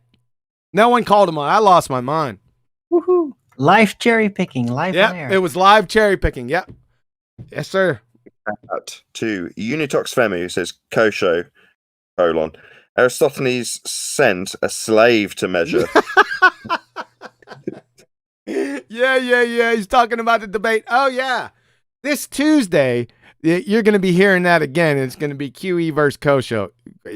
Just tune in. Tuesday, 1 p.m. U.S. Central, 7 p.m. UK. You're going to hear what he's talking about. Thanks, Unitox. Appreciate it. All right. Anything on cherry picking, quote mining, any of the other? This is just a joke. It just tattoo globe head goobers on your foreheads. I love it when they say cherry picking. I absolutely love it, especially in the arena. Right? I call them out every single time and get right down to the roots. It's so funny that if you would go to a university and you would state anything these ballers are stating, you'd get laughed out of the university. Not even a university, just a high school. Right? You people are Dunning-Kruger morons, folks. That's it. Well, if I may, if they'd go to the university and did what they do here, at first they'd be laughed at, but eventually they'd just be avoided. Because the ballers, have made this habit of literally scattergunning you with fallacies. Yeah. Like throwing so many at you, you just can't, you're like covered in all these fallacies and you don't have the time to point it all out. It's just so annoying and they keep on going. No? Yes, sir. A quick shout out to Globebusters. He says, utterly fantastic presentation, QE. No wonder the ballers are afraid of you. Oh, it's good. We're not finished yet. This is the last part of the presentation. There's a few more fallacies I want to go over. Appreciate it. Thanks. Roll? Should we rock and roll on with the last bit? Yeah, let's roll. So this has been prevalent. Thanks, Gimp Panda, again. I mean, you're like a fallacy generating machine. Genetic fallacy. Attempts to discredit or support a claim or an argument because of its origin or genesis when such an appeal to its origins are irrelevant. So like I said, Gimp Panda, everyone knows this one. We've all heard it. You got that argument from Nathan Oakley in Quantum Eraser. Yeah. That's a genetic fallacy, Gimp Panda. How you like that? Clown. Anything on that real quick? I don't think so. Yeah.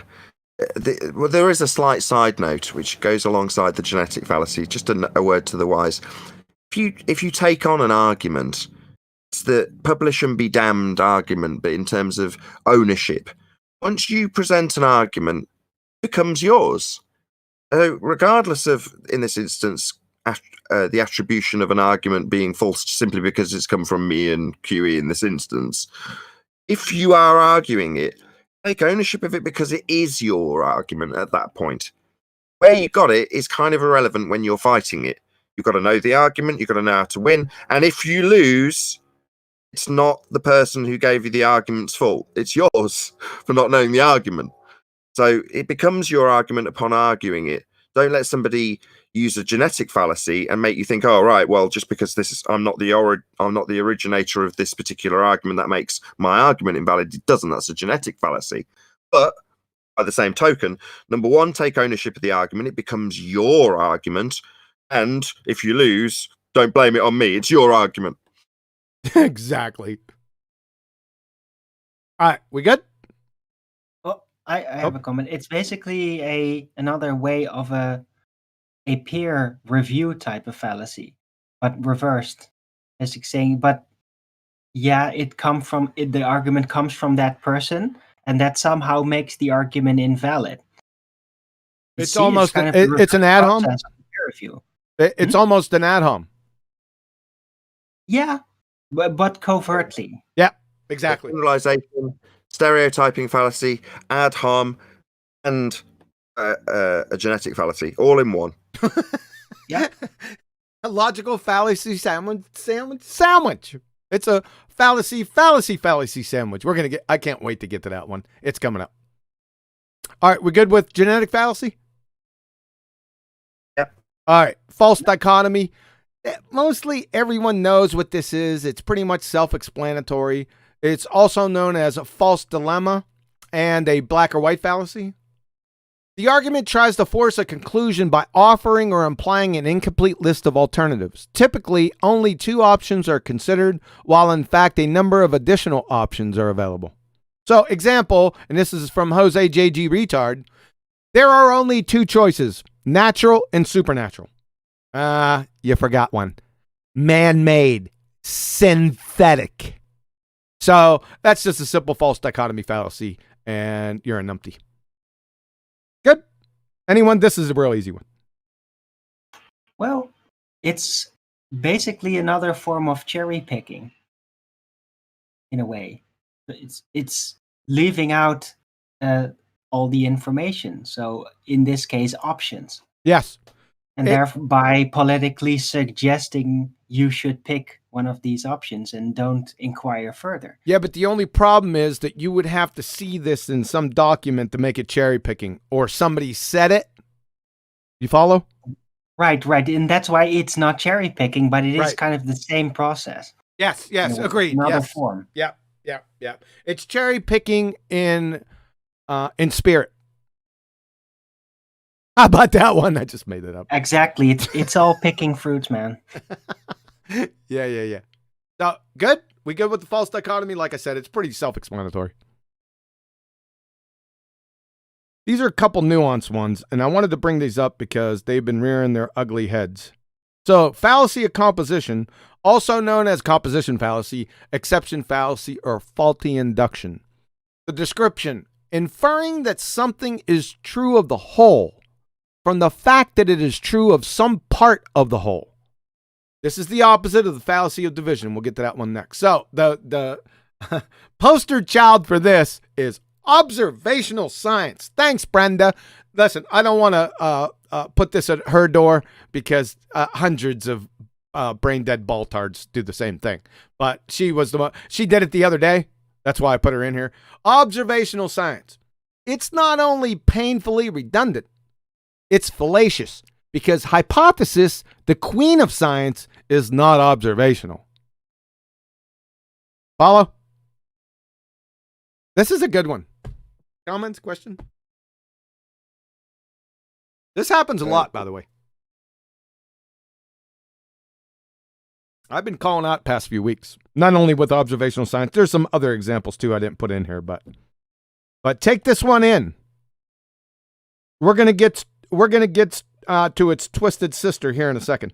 Fallacy of division. All right, let's roll. Fallacy of division, also known as false division, faulty deduction, or division fallacy. Description: inferring that something is true of the one or more of the parts from the fact that it is true of the whole. Again, this is the opposite of fallacy of composition. So example, you all know this one. Atoms are natural, therefore everything is natural. This comes from every dumbass BallTARD. Get it? That's the fallacy of division right here. Textbook. Yeah. Yeah, Yeah, I'm good. Okay. All right. Anything? Sorry, I was just outside for a second. That's fine. We can roll. Fallacy of division. Yeah. Okay. Sorry, I have to read it all up. No, you don't. We're gonna roll on. You can read it after the show. Let's move on. This is Overgeneralizing. Is that it? Is that the spirit? Don't of it? worry about it. You could get to it after the show. We got to roll. All right. This is I don't know if it's Nathan's favorite, but it's up there. Shifting the burden of proof.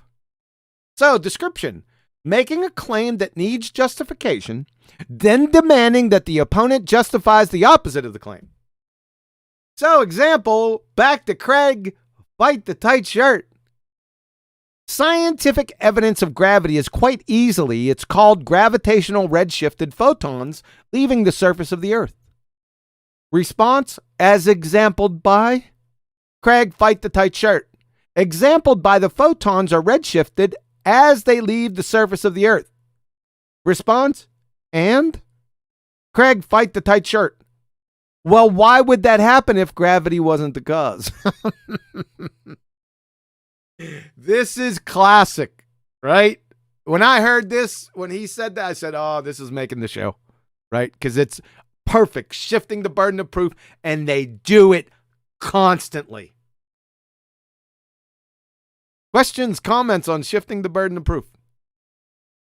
Yeah, I exampled it earlier with the Ambridge fallacy we were covering at the time, but essentially asking you how star rotation would work on a flat Earth. Mm-hmm. Shifting the burden of proof. You've not made a claim about it. Now you justify my example that I haven't yet made. Yep. It's really stupid. Oh, by the way, this is begging the question and a false cause fallacy, but I'm championing the shifting the burden of proof. How would you prove my argument? Mm-hmm. How would you prove gravity? You know what the damn shame of it is? Some flat earthers go ahead and try to do it. I hate it. That annoys me more than the fallacy itself, to be honest. That's the most frustrating part. Hey! I'm not going to name any names, right? But watching maybe Flat Earth 24/7 Discord, and the Globe will lay it out there. Well, how would you explain this on a flat Earth? And you roll your eyes and then go, God, no, please don't bite. Please don't bite. And they do. And you're like, oh, God, don't bite. I know who you're talking about. All the Don't time. forget about the Flat Earth Early Bird Show. I do that all the time. Arwen just takes ownership of it, man. He has no problem, no shame with it. Hey, it's all practice. Yeah. I got you. All right, we good with this one? This is pretty self-explanatory. I don't even think you need to be on your toes to recognize this. It's pretty right in your face. Yeah. And the last one, in honor of our, when you said that earlier, I was just smiling from ear to ear. It's the fallacy fallacy. This is concluding that the truth value of an argument is false based on the fact that the argument contains a fallacy. So I don't know where this came from. This is sort of juvenile right here. I've looked in the university level fallacy. I have a university level fallacy source, and it has, I'm talking 400 to 500 of these fallacies. This one's not in here, not in that source. And I was thinking about this because this is true. I'm not saying that this is not true, right? There's an error of reasoning here, and it's based on truth value. And this is the key part of an argument is false. We never make that claim. When we see a fallacy, we say that the argument, and ever since the beginning, what have we said? If you have an argument with a fallacy in it, that argument in and of itself is void. Not that the overall conclusion of that argument is false, but your position, the way you're attempting to prove it, you'll never get there. Your argument's void. Go get another argument. And let me ask you a question. If you use a fallacy in your argument, does it make it friggin' true? Fallacy. We're going to get to the fallacy, because that's what they do. See, this is the last, more or less, actually, only port in the storm of logical fallacy addicts. This one right here. This seems to be the mental midget's get out of incoherent jail free card. Here's the steps. Carpet bomb a barrage of logical fallacies. Number 2, get called out, then get embarrassed on them. And then number 3, fallacy. Right? That's what they do. It happened the other day. And guess who did it? Craig, Fight the Tight Shirt did it. You did it, didn't you, Craig? You thought you can get out of incoherent jail free card by stating just because that you used a fallacy and somebody identified each fallacy that you used, that now you're golden. No worries, because you charged them with the fallacy. Let me tell you something. That is one of the stupidest things I've ever heard. Right? So the fallacy is the numbskull, numpty dipshit that brings in a metric ton of fallacies, gets embarrassed, begocks fallacy. That is a fallacy that you're guilty of. Questions, comments? Yeah, you're going to hate me for correcting the fallacy. So no, the fallacy is an incorrect assertion or a misunderstanding of what the fallacy is. So where I identified a fallacy being used with Craig, he then is asserting that the fallacy I have claimed is incorrect. Now, if that is the case, fine. You then have to detail why my claim of fallacy in that instance is incorrect. So your fallacy that you're claiming isn't a fallacy because, and then an explanation would follow. So he's just saying, no, you're just claiming fallacy. That's what he actually means when he says fallacy. Oh, you're just saying fallacy because I've got an argument. Yeah, he doesn't actually mean the fallacy, because the fallacy would be to say, I assert with a logical fallacy that I've got a silver car. Now, just because I've used a fallacy to assert that I've got a silver car doesn't mean I haven't got a silver car. Exactly. However, while the argument for having a silver car with a fallacy in it is a void argument, I can present the silver car as proof. Yes. Making it a fallacy, because the end of a fallacy has to be followed up with, and I can demonstrate what I have claimed to be true with this. Now, that was described earlier when I was like, oh, this could be a good time to describe the fallacy, because if an argument for a point is void because it's fallacious, that doesn't mean to say you can't attempt to try and prove it a different way. Right. So it doesn't make the point you're making void. It makes your reasoning for that point void. The argument void. Exactly. So you can, prove your silver car by showing it. And if you've used a fallacious piece of logic to claim it, that argument's void. Therefore, that's a fallacy if you can demonstrate it to be true, as opposed to, well, I've used a fallacy, you've pointed it out, and you just say fallacy. That's what they mean. Fallacy. That's the fallacy. When you point out a fallacy and they go, fallacy, as the rebuttal. Oh, sorry about that, folks. I didn't mean. I wanted to check out. Hey, shout out to Retro Bill. Hold on a second. I wanted to check that because that's my new toy. Shout out to Retro Bill. He says essential viewing. Thanks, QE. You're very welcome, sir. Yeah, I would say so. This is one of those key. Not that any of the other presentations aren't key, but identifying these fallacies, it just takes practice, right? You have to be exposed to it. That means you have to put up with hours and hours and hours of listening to numpty dipshits. But all those hours will pay off, right? When you hear them, write it down. If it sounds strange to you, go ahead and jot it down real quick. You don't have to go in and study it then. Just jot down what they say real quick and then go back over it later. If no one brings up the point or no one challenges them, go ahead and review it later. Because the more you hear these, the more comfortable you are with them, if you follow that. I'm going to start rattling my way through the panel. So this is a public show. You can join. There's still gaps on the panel. We're going to start with the big man, but if you've got any fallacies you wanted us to talk about or anything you take issue with, feel free. You're up, my friend. You're off mute. Big man. The big man. Oh, I'm good. I'm just listening along. Thank you for being here. Is it Abriel? Adderall? What is it? It's not Adderall, it's Adriel. Adriel. Adderall drip. The floor is yours. Too late. Right, we've got Dr. Crypto, PhD. Yeah, How you doing? Crypto. What's up, man? I'm in a very loud environment right now, but hello. Enjoyable as always to listen to. Thanks, man. Pleasure to have you. Elijah. I'll get you off mute. Quick enough. Go on. There we go. Any comments? Any fallacies you wanted us to cover?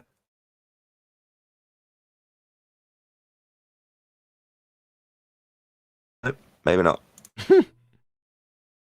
Come back to him maybe later.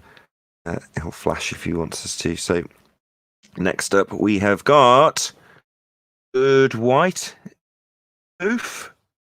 What a name. Oh, hi, Nathan. Hello. Fallacies that I come across a lot are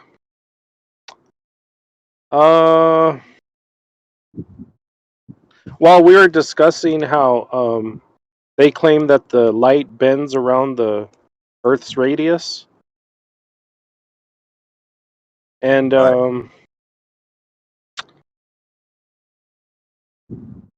so I don't know like what fallacies they could bring up, but they bring up a lot. Like begging the question, right? That's begging the question right there. It has a lot of other problems too, because they have to, like I said during the presentation, little bit off topic, that they claim atmosphere, right? Atmo means air or gas.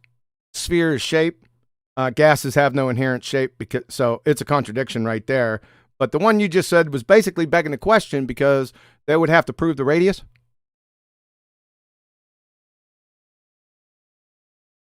Paul? Yeah, that's right. That's all I wanted to say, but I'll just keep listening on. But thanks for everything, Nathan. It's QE's show in this instance. He's actually I'm just a co-host here. But thank you very much for your comments. Really do appreciate it. Neil, anything to add? Any fallacies we haven't covered that you like or wanted to hear about? Of course, when I'm checking out at the supermarket. No, I'm good. Okay, no worries. Fair enough, Neil. We've also got Raga to Riches. That's Paul. Oh, Hello. I wanted to say I wanted to say something about the cherry picking because they would have to dismiss all of Wiki because there's all kinds of citations there, right? It depends on the topic. You'll get some inline citations there. For the most part, like I said, it depends on the topic, but you get it. Anyone can add or delete from Wiki. You have to be really careful with Wiki. And if you're like at university, you don't want to cite Wiki. That's not going to turn out well for you. No, I agree. I was just saying if that's their alma mater Wiki, they can't even use Wiki because they're cherry picking in Wiki. That is their alma mater. That's their epistemology. Ask any baller, what's your epistemology? Wiki.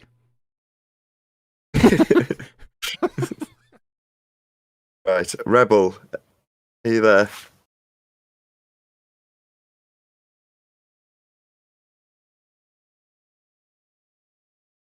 Rebel, you interrupted the whole damn presentation. You don't have anything to say now?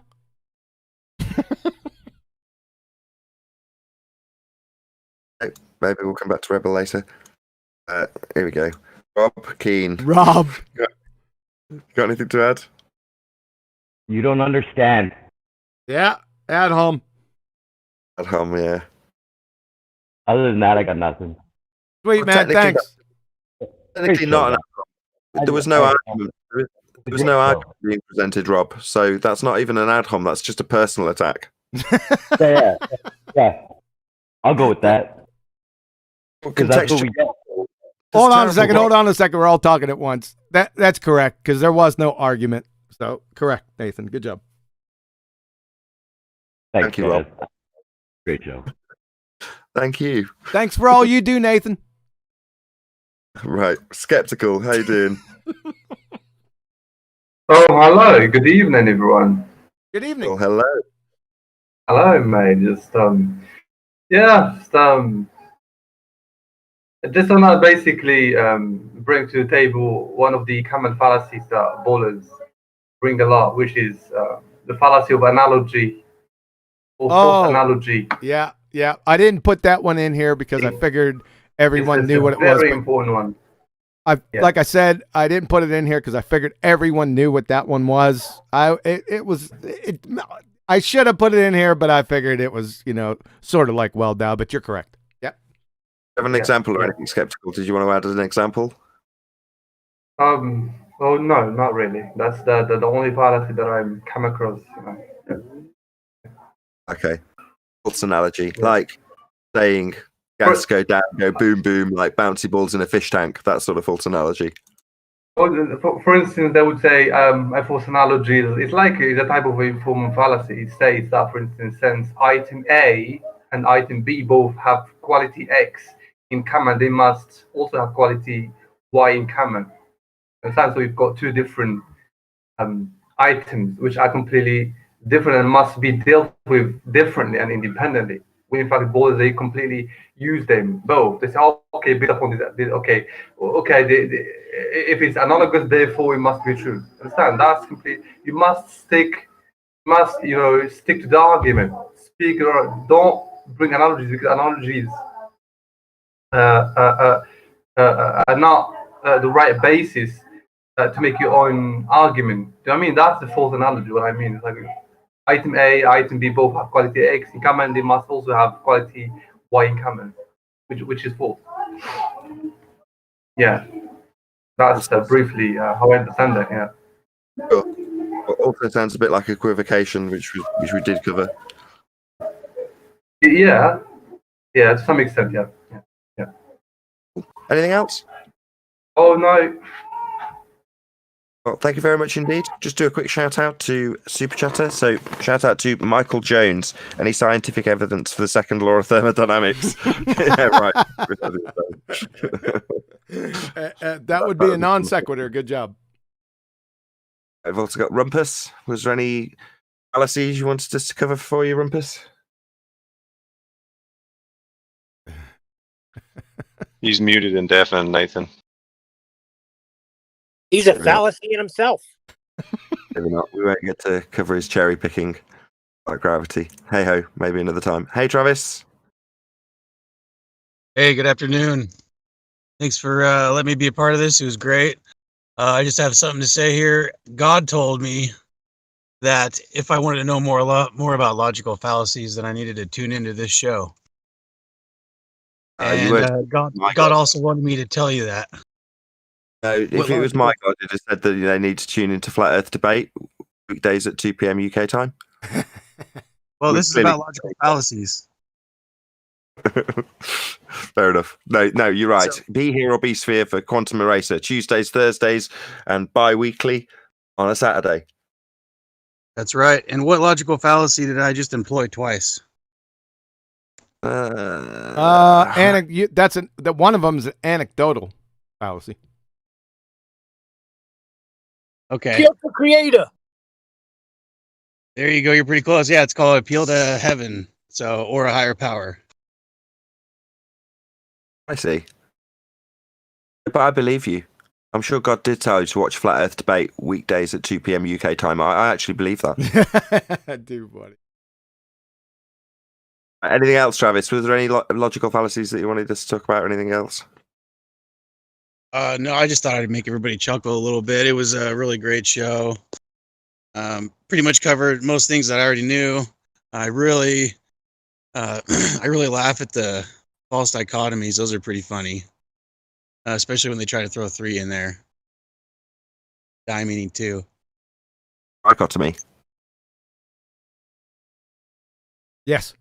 Okay, concave Earth, sphere Earth, or flat Earth, right? False dichotomy. There we go. Thanks, guys. Appreciate it. Thanks a lot, Quantum. Appreciate you doing the show. Your thanks should go to Nathan. Quite the contrary. It's all your hard work, Huey. But yeah, sarcasm aside, I've got a couple more guests to go. So who's this? You lie like a rug. Hello. Hello. Just the impossible possibilities, or like the possible impossibilities. Like it's impossible for them to produce, or can't never see a globe or never see one.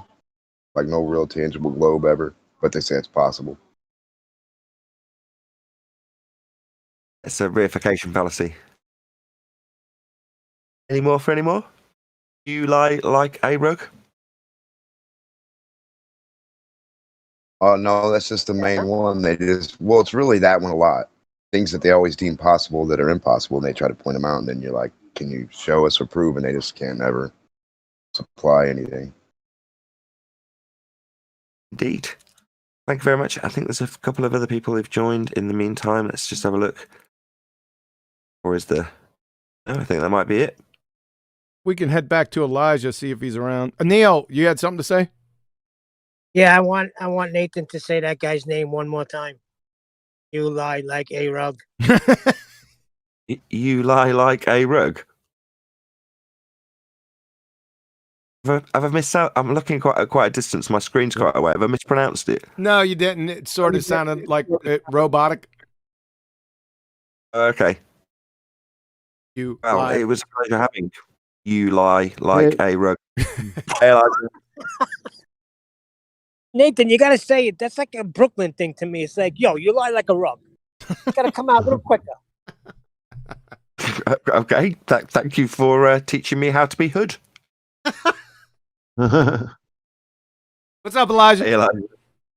What's going on, guys? So I was just thinking that, it's so telling that they're always going to have to use their model to prove the model. I mean, that's insane. I don't like, what else is there to talk about? Everyone should go home. I agree. Arwin? What? Sorry? You're a co-host, Arwin? Yes. And I'm a bit distracted. Yeah, let's go ahead and finish up. Go ahead and anything that's coming up for you. Go ahead and promote your channel. Things of that sort. All right, thanks. Yeah, Flat Earth Early Bird Show every day. every day on my channel, ARWIJN, at 2 p.m. Amsterdam time, 1 p.m. British time, London time, and other times that I never can get it all in my mind, but you can figure it out. And I talk about all kinds of things, and I get confronted with fallacies all the time because I do allow ballers in my channel, as long as they don't get all nasty. And I got many ballers in my chat that I interact with. So yeah, as long as you can behave as a decent, normal human being, we can have some differences and still have a conversation, and you can ask questions. So yeah, good show. Thanks, Nathan. Take us home, man. Well, first and foremost, indeed, very good show. I love doing shows on logical fallacies. It's been epic and good choices, good examples in all of your presentations. So kudos to you.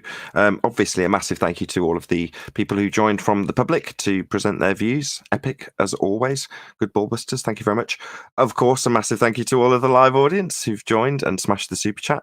There is a stream going out, which is brand spanking new Flat Earth Debate Uncut and After Show on the Nathan Oakley channel, which is my second channel. So be here or be sphere. It is actually premiering right now. So if you hop over, if you're in the live chat to that stream, you'll see me in there and hopefully a few other people who have come from this live stream. So see you in that live chat. Another massive thank you to all of you. Smashed the super chat, liked, commented, shared, subscribed. Again, if you're watching this on my channel, on Nathan Oakley's Re-Up, please share the show. And again, Huey, massive thank you for doing such a great presentation.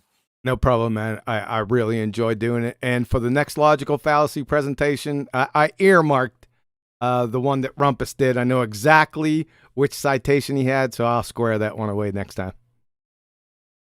Sorry for my shortcomings. Pick, can't wait. All right, guys, I'd like to echo everything Nathan said. Thanks to the audience and all the people that showed up on the Discord channel. Shout out to Betty. She couldn't make it today. We're all thinking about you, the beautiful one. Again, with logical fallacies, this is the key in argumentation, and you'll see them. It depending on who you're talking to. I watched the debate last night. I counted 12 in the first 10 minutes. So you got to be really careful, even yourself.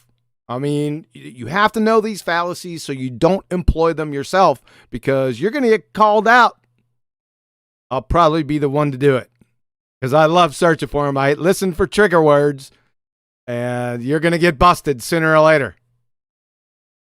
So thanks for coming, guys. We'll catch you on the flip side.